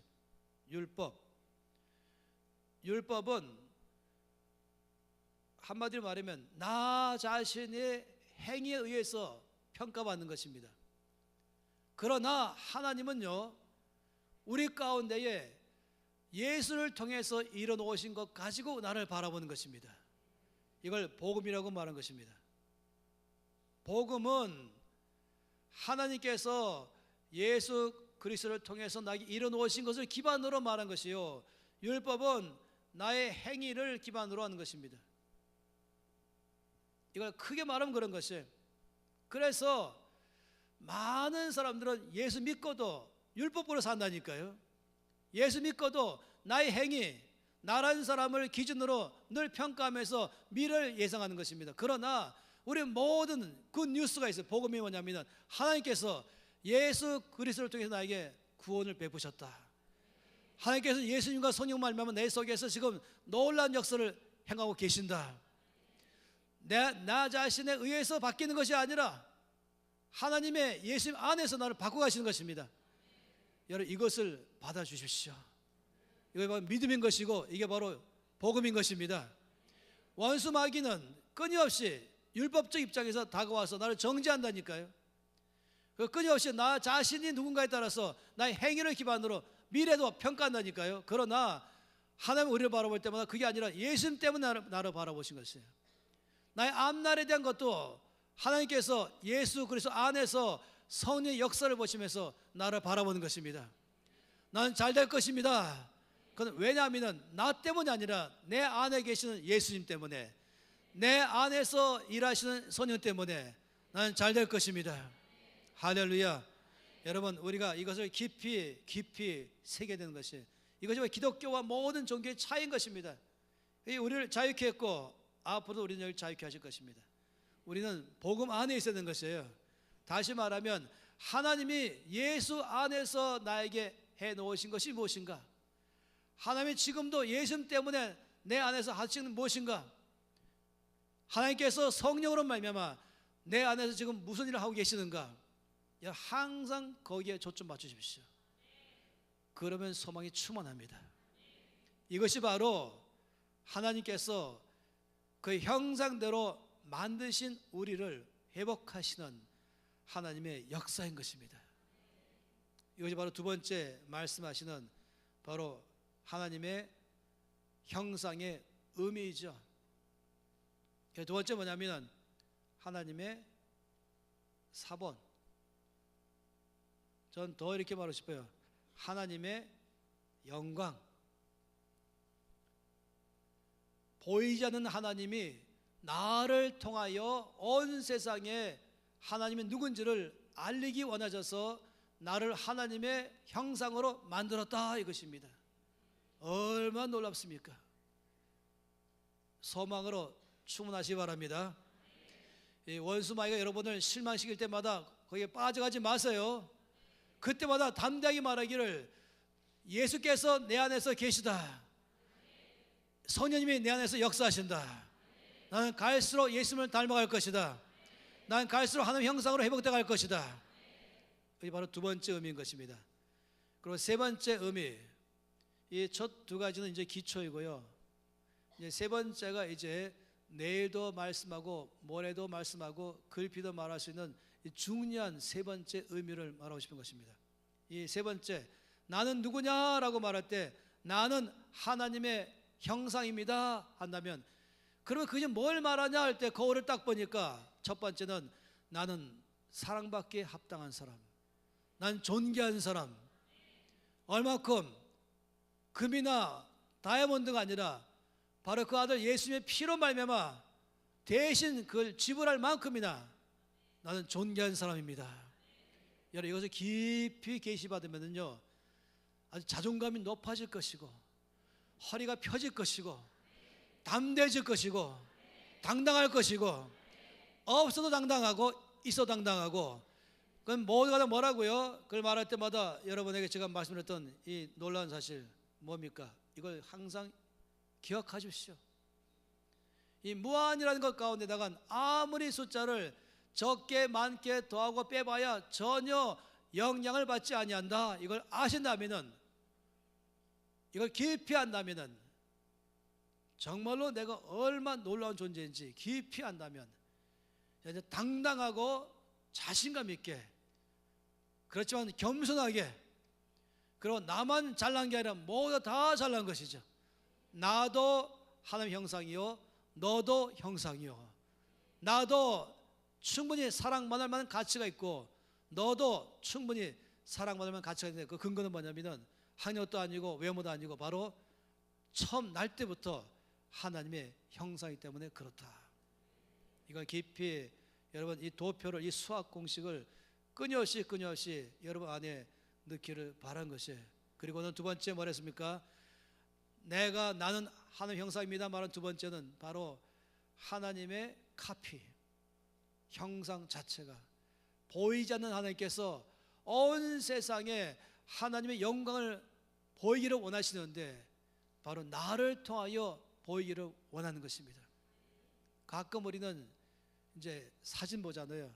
이 황혼의 사진, 해가 떨어질 때에 굉장히 멋있는 그 태양빛과 노을과 하늘과 대자연이 어울려 있는 그런 멋있는 장면들 보지 않습니까? 그러면서 영광이다, 너무 멋있다. 그런데 하나님께서는 네가 최고 멋있어 하는 것이에요. 그 어느 것도 하나님의 영광과 비교할 수 없잖아요. 그런데 하나님께서 나를 통하여 그 놀라운 영광을 온 땅에 드러내기를 원하시는 것입니다. 그러니 날마다 소망이 충만하고 믿음으로 반응하면서 사는 것입니다. 세 번째, 나는 하나님의 형상입니다. 이건 뭐를 말할 것인가? 다시 이제 사람을 만들 때의 장면으로 돌아가 보겠습니다. 창세기 1장에 또 상상해 보는 것이에요. 하나님께서 메신저인 이 가브리엘 천사장에게 명령하시기를 넌 나가서 관고하라. 하나님이 지으신 모든 만물에 하늘과 땅과 땅 위에 있는 것과 아니 물속에 있는 것과 공중에 있는 것과 모든 만물 전체에게 하나님의 가브리엘에게 명령하시기를 너는 가서 모든 피조물에게 관고하라. 관고 있습니다 하라. 무슨 관고냐면은 이제 삼위일체 하나님이 마지막으로 창조하시고자 하는데 그 마지막으로 창조하신 그것은 너희 모두를 다스릴 자가 될 것이다. 이게 광고 내용입니다. 여러분 창세기 1장 말씀 아까 읽었죠. 우리가 우리의 형상대로 사람을 만들고 그들로 하늘에 있는 것과 땅에 있는 것과 물고기와 새와 모든 것을 다스리도록 하게 하자. 여러분 이 중요한 내용이에요. 이 첫 두 가지도 상당히 어렵지만은 세 번째는 더 어려워요. 왜 생각 못 해본 거니까. 하나님께서 말씀하시기를 이제 이 도표를 다시금 볼게요. 하나님께서 모든 만물에게 명령하시기를 관고하시기를 이제 우리가 마지막으로 창조하고자 하는 이 존재는 우리를 대신하여 너희 모두를 다스릴 자가 될 것이다. 여러분 이렇다면요 모두가 다 굉장한 호기심, 굉장히 궁금해지고 또 기대감이 충만해지는 것이에요. 제 머릿속에 상상해 보는 것이 이 삼위일체 하나님이 흙으로 사람을 만들고 계실 때에 새들도 날아가다가 멈춰버리고 그 장면 바라보느라고. 왜냐하면 누가 우리를 다스리기 때문에 이제 앞으로 이 만든 이 존재가 하나님을 대신하여 우리를 다스릴 거기 때문에 우리 주가 되잖아요. 바로 새들의 주가 될 것이고 아니면 이 땅 위에 가는 모든 짐승들도 다 멈추고 전부 다 하나님께서 사람을 만드시고 계실 때 다 와서 구경하는 것이에요. 왜냐하면 자기들하고 너무 연결된 것이에요. 바로 우리들의 미래를 결정할 존재, 운명적으로 우리와 연결된 존재, 우리를 다스릴 자. 그래 얼마나 기대가 크겠습니까?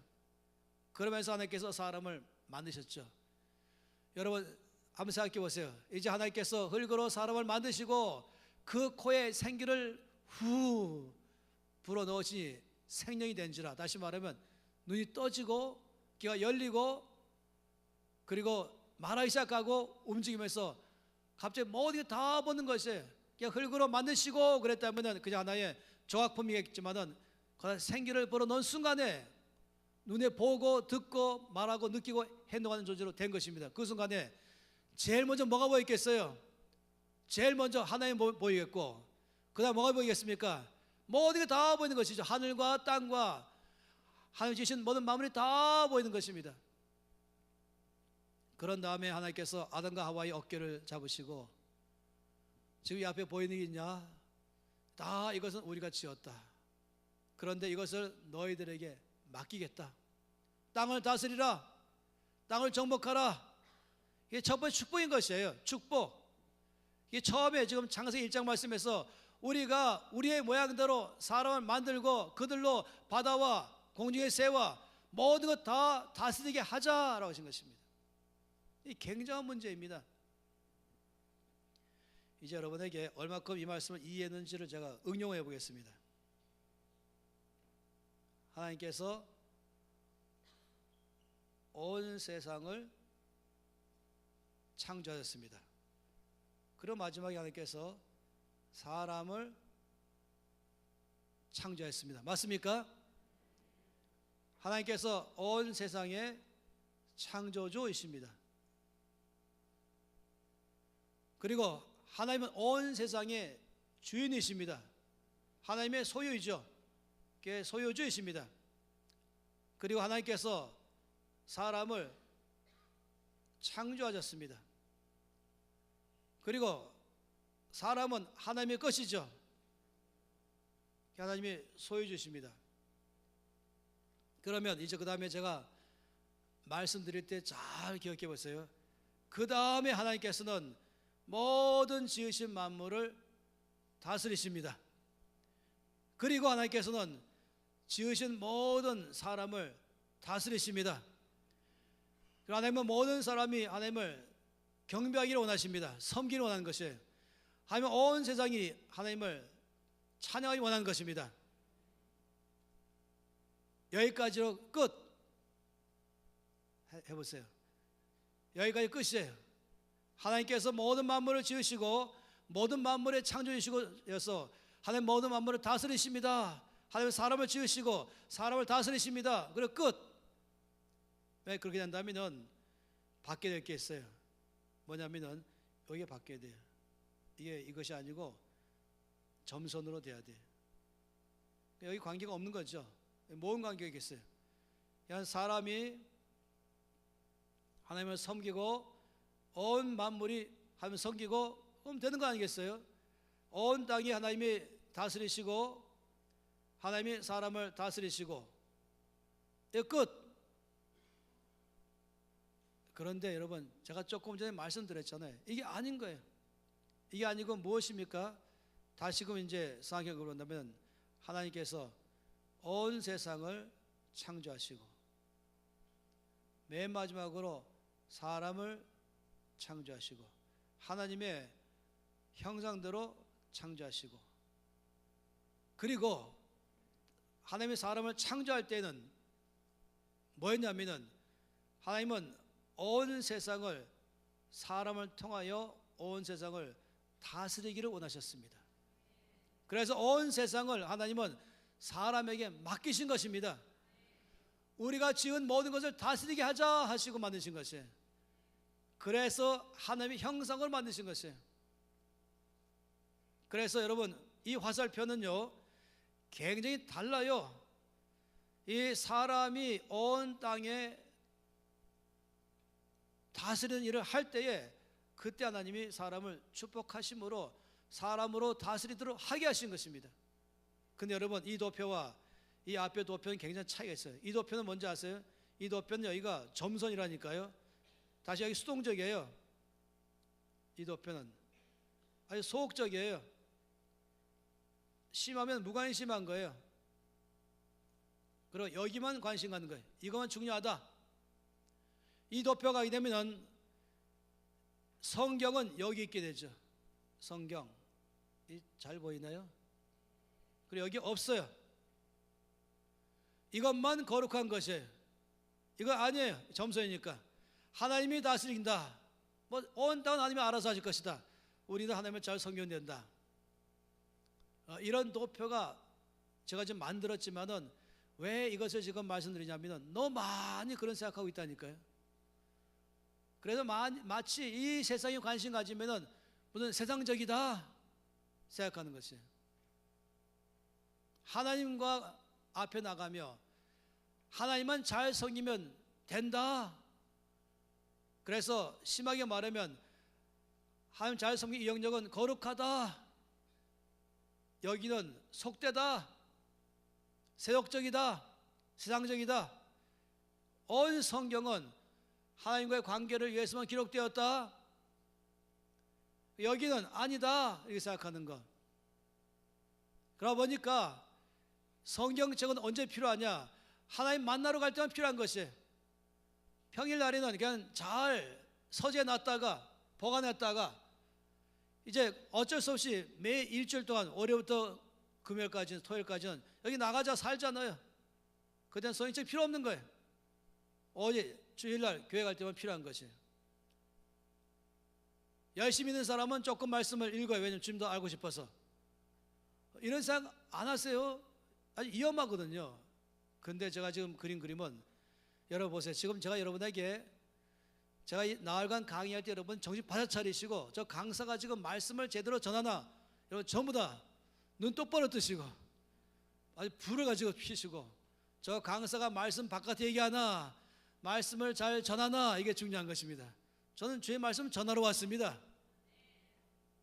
말씀 안에서 보니까 하나님께서는 이 도표상으로 볼 때에 하나님은 온 땅을 창조했지만은, 그러나 하나님은 사람을 통하여 온 땅을 다스리도록 이 사람을 특별한 존재로 만드신 것입니다. 이게 바로 우리의 형상을 따라 우리의 모양대로 우리가 사람 만들고, 그들로 바다의 고기와 공중의 새와 땅에 있는 건 모두 다 다스리게 하자.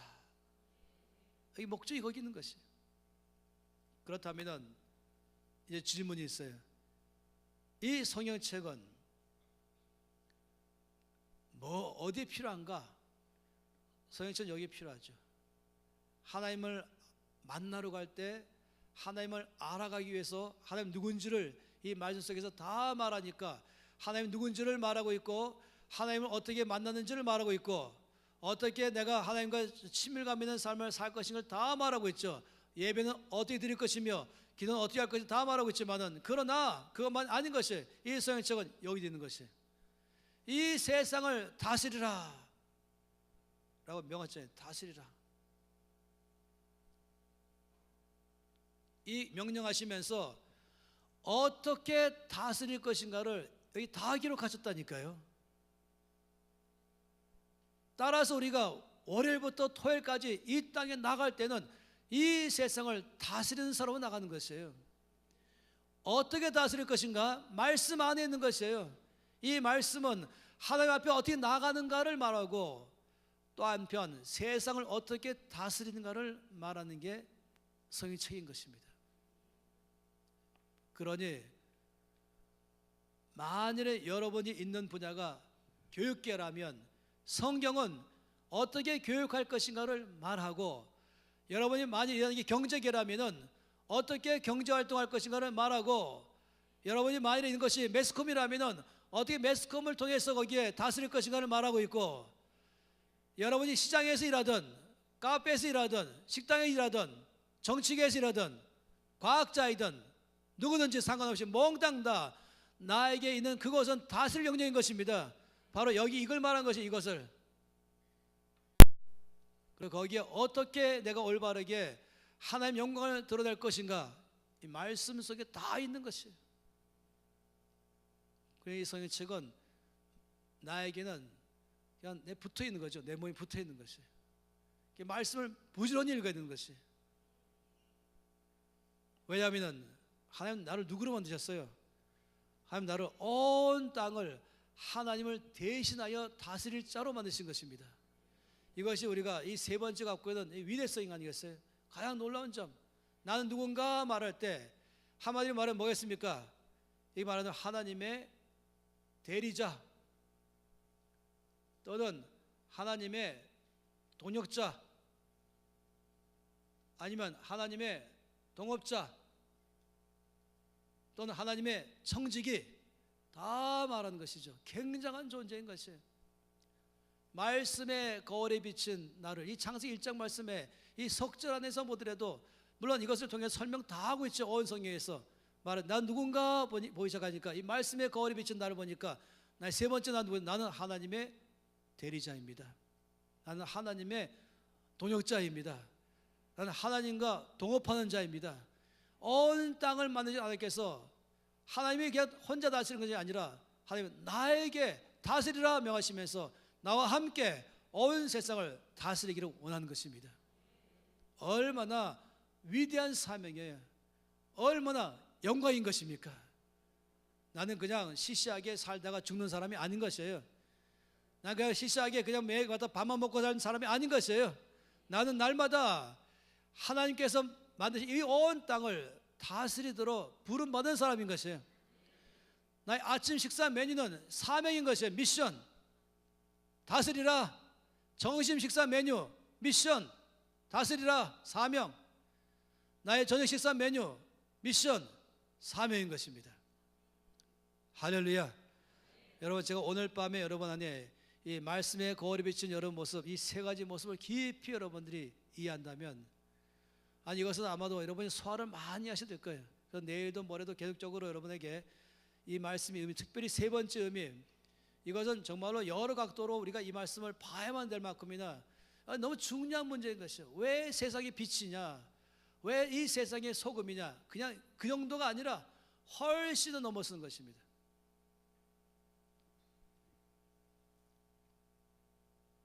이 말씀을 똑바로 이해한 사람이 되면은 이 흔히 많이 말하기를 이 생각이 바뀌어 버려요. 삶이 바뀌어 버려요. 많이 말하는 이 패러다임이 변화 일어나기 시작한 것이에요. 자기 자신을 바라보는 시각이 바뀌고 매일마다 그냥 축 늘어진 삶을 사는 게 아니라 힘있게 밝게 빛나게 살기 시작하고 그냥 다이나믹하게 살기 시작하고 역동적으로 살기 시작하고 이 세상을 바꾸는 삶으로 살아가기 시작하는 것입니다. 이 말씀을 정확하게 이해한 한 사람을 제가 여러분에게 소개하겠습니다. 시편 8편 말씀입니다. 이 창세기 1장 말씀을 정확하게 이해하고 있는 한 사람, 뭐 여러 사람이지만 예를 들어서 샘플로 지금 이 한 사람을 지금 여러분에게 소개하고 싶어요. 시편 8편입니다. 다 함께 여러분 앞으로 이 말씀을 많이 읽으셔야 되겠죠. 저는 말씀을 많이 읽기를 바랍니다. 말씀을 다 읽었을 때 일독했다 이렇게 말하죠. 통독했다. 그 말씀을 몇 번 통독하면 정상입니까? 고맙습니다. 자기 나이만큼은 읽어야 정상이다. 그래서 저는 이 말씀 통독, 백일 통독, 말씀 관통, 백일 통독 책을 하도 이 김민관 선생님이 제 팔을 비틀면서 써내라고 해갖고 정말로 중요하게 쓴 것이에요. 이 나라 온 대한민국의 크리스찬들이 말씀 앞으로 나가면서 1년에 3독반 한다면 반드시 나라는 바뀔 것이고 교회는 부흥할 것이고 정말로 하나님 영광이 온 땅에 임할 줄 믿습니다. 자, 시편 8편 말씀은 이제 모두가 다 함께 읽겠어요. 교독이 아니에요. 저는 이런 걸 많이 합니다. 서열지 약간 들고 허리를 펴시고 여기 사람이 한 사람 목소리처럼 시편 8편 말씀을 다 함께 소리내서 읽겠습니다. 여호와 우리 주여, 주의 이름이 온 땅에 어찌 그리 아름다운지요.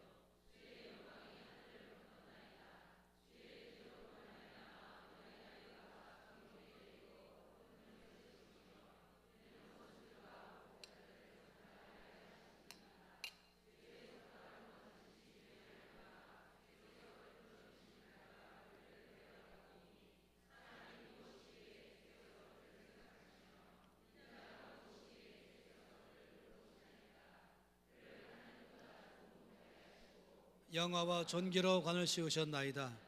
주의 손으로 만드신 것을 다스리게 하시고 만물을 그의 발 아래에 두셨으니 곧 모든 소와 양과 들짐승이며 공중의 새와 바다의 물고기와 바닷길에 다니는 것이니이다. 여호와 우리 주여, 주의 이름이 온 땅에 어찌 그리 아름다운지요. 아멘. 자, 이제 여러분 이 말씀을 저와 함께 한 걸음 한 걸음 같이 가보기를 원합니다. 이게 다 아니고 이 중에서 딱 몇 구절, 처음에 3절 말씀부터 보겠습니다. 3절 말씀, 일단 이 말씀을 기록한 사람은 다윗입니다. 성령으로 기록했죠. 그런데 다윗이 얼마큼 이해력이 높은지를 잘 보여주는 말씀이에요. 이제 3절에 다윗이 뭐라고 말했습니까? 주의 손가락으로 만드신 주의 하늘과 주께서 베풀어 두신 달과 별들을 내가 보니. 자, 저를 보세요. 지금 다윗이 이렇게 말했습니다. 하나님, 이 모든 것은 다 하나님이 창조하셨습니다. 하나님이 창조하신 것 제가 바라봅니다. 하늘을 바라보고 태양도 바라보고 달도 바라보고 별도 바라보고 높은 산과 깊은 골짜기와 모든 걸 다 바라봅니다. 내가 바라봅니다 그랬어요. 그러면 그 다음에 어떤 반응이 나오는 것인가요? 내가 봅니다 그러면 어떤 반응이 나올까요? 일단은 예수 안 믿는 사람부터 말해봅시다. 아니 오래전부터 사람들은 그걸 바라볼 때마다 어떻게 하는지 아세요? 그 앞에 절했습니다. 나보다 더 힘 있어 보이고 나를 도와줄 것처럼 보여서 그 앞에 절했죠. 높은 바위, 큰 바위 밑에서 절하면서 복을 빌죠. 큰 산 밑에다가 제단 쌓아놓고 복을 빌죠. 어떤 경우는 큰 나무도 마을에 수호신 같이 면서 그 나무 밑에다가 절하죠. 태양 앞에 절하고 태양신, 달 앞에 절하고 달의 여신, 별 앞에 절하고 각종 별의 신들 있잖아요. 다 절하는 것이 나를 도와주시오 라면서 경배하는 것입니다. 이거 예수 안 믿는 사람들이 하는 것이었죠. 그런데 예수 믿는 사람들은 어떻게 하는가? 그걸 다 바라볼 때에 그건 경배할 것이 아니라 이 하나님이 이 모든 걸 다 만들었습니다. 이 모든 걸 만드신 하나님은 위대하십니다 하면서 이 모든 것을 바라보면서 하나님을 찬양하겠죠. 다윗도 물론 시편 121편 말씀 보면은 내가 산을 향하여 눈을 들리라 한 다음에 그 다윗이 산을 바라봤어요. 그러다 뭐라고 말했습니까? 나의 도움이 어디서 올꼬? 나의 도움이 저 산에서 오는 것이 아니라 나의 도움이 천지를 지으신 여호와에게서 온다라고 말했습니다. 그런데 오늘 이 말씀 가운데서요 달라요. 다윗이 지금 하나님이 지으신 하늘과 달과 별들을 봅니다 라고 말한 다음에 그 다음 말씀이 참 놀라운 말씀이 4절 말씀이 뭐라고 말했습니까? 사람이 무엇이기에 주께서 그를 생각하시며 인자가 무엇이기에 주께서 그를 돌보시나이까. 일단은 먼저 이 시편을 볼 때마다 시편은 다 시거든요. 시는 반복할 때 같은 단어를 쓰지 않는다. 따라서 이 4절 말씀도 같은 뜻인데 단어만 다른 것이에요. 사람이 무엇이기에 주께서 그를 생각하시며 이 단어와 인자가 무엇이기에 주께서 그를 돌보시나이까, 이것은 뜻은 같은데 다른 표현인 것입니다. 한마디로 말하면 이 4절 말씀에서 다윗이 말한 내용이 무엇입니까? 지금 여러분에게 아주 중요한 포인트로 가고 있어요. 저를 좀 보십시다. 아주 중요하기 때문에 저는 이것을 여러분이 깊이 이해하기를 바라서 그런 것이에요. 지금 3절 말씀에서는 다윗이 하나님의 지으신 것을 다 봤다 그랬습니다. 일반적으로 안 믿는 사람은 그 앞에 절하거나 믿는 우리는 이것을 지으신 하나님을 찬양하죠. 그런데 여기 지금 다윗은 여기 4절에서는 하나님을 찬양하는 것이 아니었어요. 사람이 무엇이기에 그를 이렇게 생각하십니까? 이렇게 말하고 있는 것이에요. 다시 말하면 이 하나님 지으신 모든 만물을 바라본 다음에 4절에 다윗은 뭘 바라봤습니까? 자기를 바라본 것이에요. 놀랍게도 하나님이 지으신 만물을 바라보면서 하나님께 지금 뭐라고 말하는지 아십니까? 하나님, 어떻게 저를 이렇게 위대하게 지으셨습니까? 여러분 다시 말씀드릴게요. 왜냐하면 이 중에서 거의 대부분이 이 생각을 해본 적이 없기 때문에 이게 이해가 안 될 수 있는 것이에요. 이 대자연을 위대함을 바라본 다음에 다윗은 바로 자기를 바라보았어요. 그러면서 하나님, 왜 이렇게 저를 위대하게 놀랍게 지었습니까? 이 말하는 것이에요. 놀랍지 않습니까? 그런 다음에 그 다음에 5절에 이렇게 말했죠. 그걸 자세히 또 설명했어요. 뭐라 했습니까? 5절에 그를 하나님보다 조금 못하게 하시고 영화와 존귀로 관을 씌우셨나이다. 여기서 그를 이렇게 말하지만 나 자신, 하나님 어떻게 저를 이렇게 위대하게 지었습니까? 말한 다음에 뭐라까지 말하냐면 하나님 저를 하나님보다 조금 못하게 하시고 영화와 존귀로 관을 씌우셨습니다. 영화의 관, 면류관 씌워주시고 존귀의 관을 저에게 씌워주셨습니다. 이 성경 전체 가운데서 가장 이 번역이 잘못된 영역이 바로 이 구절이었어요. 이전 성경은 여기에 천사보다라고 말해서 자, 이 말씀 읽을 때마다 이건 치명적인 실수입니다라고 말해요. 천사가 아니라 하나님을 해야 되거든요. 그러면 제가 또 설명해 볼게요. 이 말씀을 이해하기 위해서 이 도표를 이제 이게 아직 안 나와요. 도표를 이렇게 말해 보겠습니다.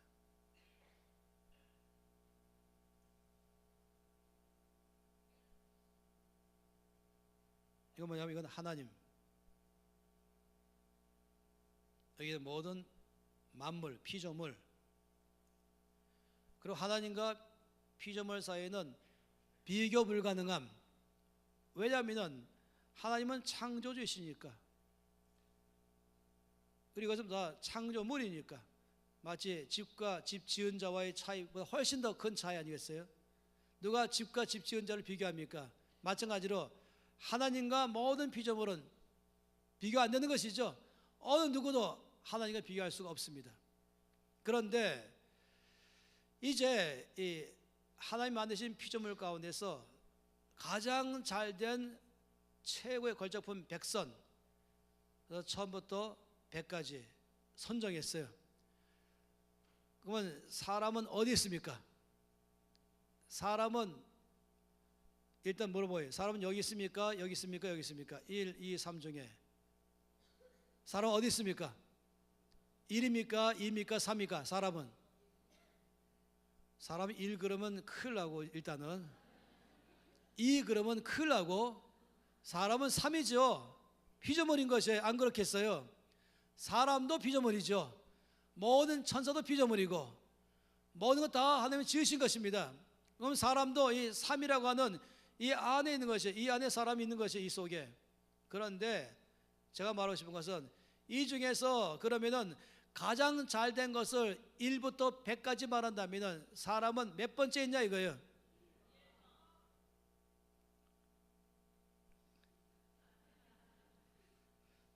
재밌죠? 왜냐하면 1번이 아니거든요. 그러면 몇 번인가? 여러분, 하나님께서 만드신 모든 만물을 둘로 나눴어요. 이렇게 나눴어요. 이렇게 나누고 사람을 여기 두셨습니다. 그리고 모든 피조물을 다 여기 뒀습니다. 그리고 하나님은 이 사람과 피조물의 거리를 얼마큼 벌려놨냐? 마치 하나님과 피조물만큼 벌여놓은 것이에요. 어떻게? 여러분, 여기 지금 1번이면 안 되거든요. 1번이면은 가장 잘된 작품으로 보는 것이, 그게 아니라 하나님은 사람을 모든 만물과 비교하는 것이 아니게 됐어요.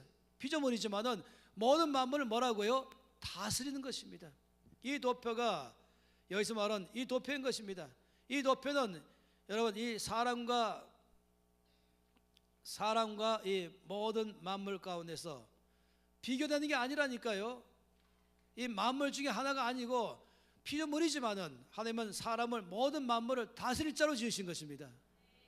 그래서 어떻게 하냐면 하나님보다 조금 못하게 하시고 어마어마하게 하나님은 사람을 그런 높은 이식 가운데로 지으신 것이, 이걸 여기다 놨겠네.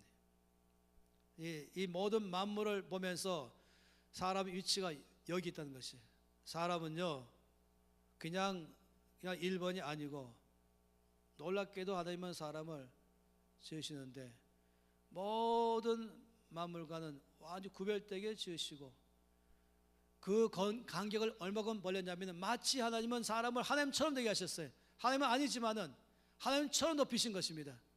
그래서 이 말씀 보니까 하나님 저를 이렇게 위대하게 지으셨습니까? 왜냐하면 그 다음 말씀이 나와 있잖아요. 시편 8편 6절 말씀에 드디어 나오는 것입니다. 뭐라 했습니까? 주의 손으로 만드신 것을 다스리게 하시고 만물을 그의 발 아래 두셨습니다. 이 말씀을 딱 읽으면은 창세기 1장 말씀인 것입니다. 바로 이 도표인 것입니다. 이 도표를 다윗은 정확하게 이해를 했습니다. 창세기 1장 말씀을 정확하게 이해했습니다. 그렇기 때문에 그 모든 만물을 바라볼 때에 이걸 지으신 하나님의 위대함을 찬양하지만 동시에 이 모든 만물은 다스릴 대상인 것입니다. 하나님께서 명령하시기를 다스리라 라고 말씀했습니다. 여러분, 이제 이것을 좀 다르게 표현해 볼게요. 여기에 세상에 문제가 발생했어요. 그럼 나는 어떻게 할 것인가? 하나님께 기도하면서 하나님, 그 문제 해결해 주세요. 하나님, 여기 좀 문제 발생했어요. 하나님, 이것을 해 주세요. 이렇게 하지 말라는 것입니다. 그럼 하나님 뭐라고 말씀하실까요? 네가 해결하라. 내가 너한테 맡겼지 않냐? 내가 너한테 다스리라고 말했지. 우리가 받은 모든 것을 우리를 대신하여 다스리라고 말했지. 네가 다스리라. 네가 다스릴 때에 우리가 너를 도와서 같이 일할 것이다. 그래서 제가 1번, 2번 말한 것이에요. 여러분, 만일에 여기 우리가 하나님 문제 발생할 때마다 하나님 해결해 주세요만 한다면 여기 이 도표가 어딘지 아세요? 이 도표가 이게 사라지고 뭘로? 점선으로 바뀌는 것이에요. 소극적으로. 근데 창세기 1장 말씀만에 보시니까 아니에요. 우리 보고 어떻게 하라고요? 여기는 아주 강력하게 점선 실선임에서 어떻게 우리가 이건 능동적으로, 적극적으로, 그리고 창조적으로 이 모든 가운데 참여하라고 말씀하는 것입니다. 다윗은 이것을 알았던 것이에요. 제가 1989년에 최초로 저희 생애에 처음으로 유럽 갔습니다. 처음 가는 나라니까 창밖에서 쭉 봤죠. 그 유럽이라 봐야 다 합쳐도 중국 땅덩이만큼 작아요. 그 나라는 무지만한 나라죠. 그러니까 거기는 특별히 무슨 국경선도 없어요. 하늘 바라보면은 다 나무나 집이나 길이나 다 똑같은 것이죠. 근데 가다 보니 갑자기 병풍처럼 우뚝 솟은 게 있어요. 뭡니까? 알프스인 것이에요. 그 알프스 꼭대기는 6,300m인 것입니다. 그래서 저는 거기서 이제 알프스로 올라갈 때가 됐어요. 그 알프스를 올라갈 때에 걸어간 적이 없습니다. 한번 중간에서 갈아탄 거 외에는 그냥 이 기차 있지 않습니까? 기차는 창가가 얼마나 창이 넓잖아요. 밖을 다 보는 것처럼 저는 이거 기차 같은 걸 타고 쭉 올라갔을 때 내리면은 많은 사람들이 그냥 푹 주저앉아 버려요. 이 기압 때문에.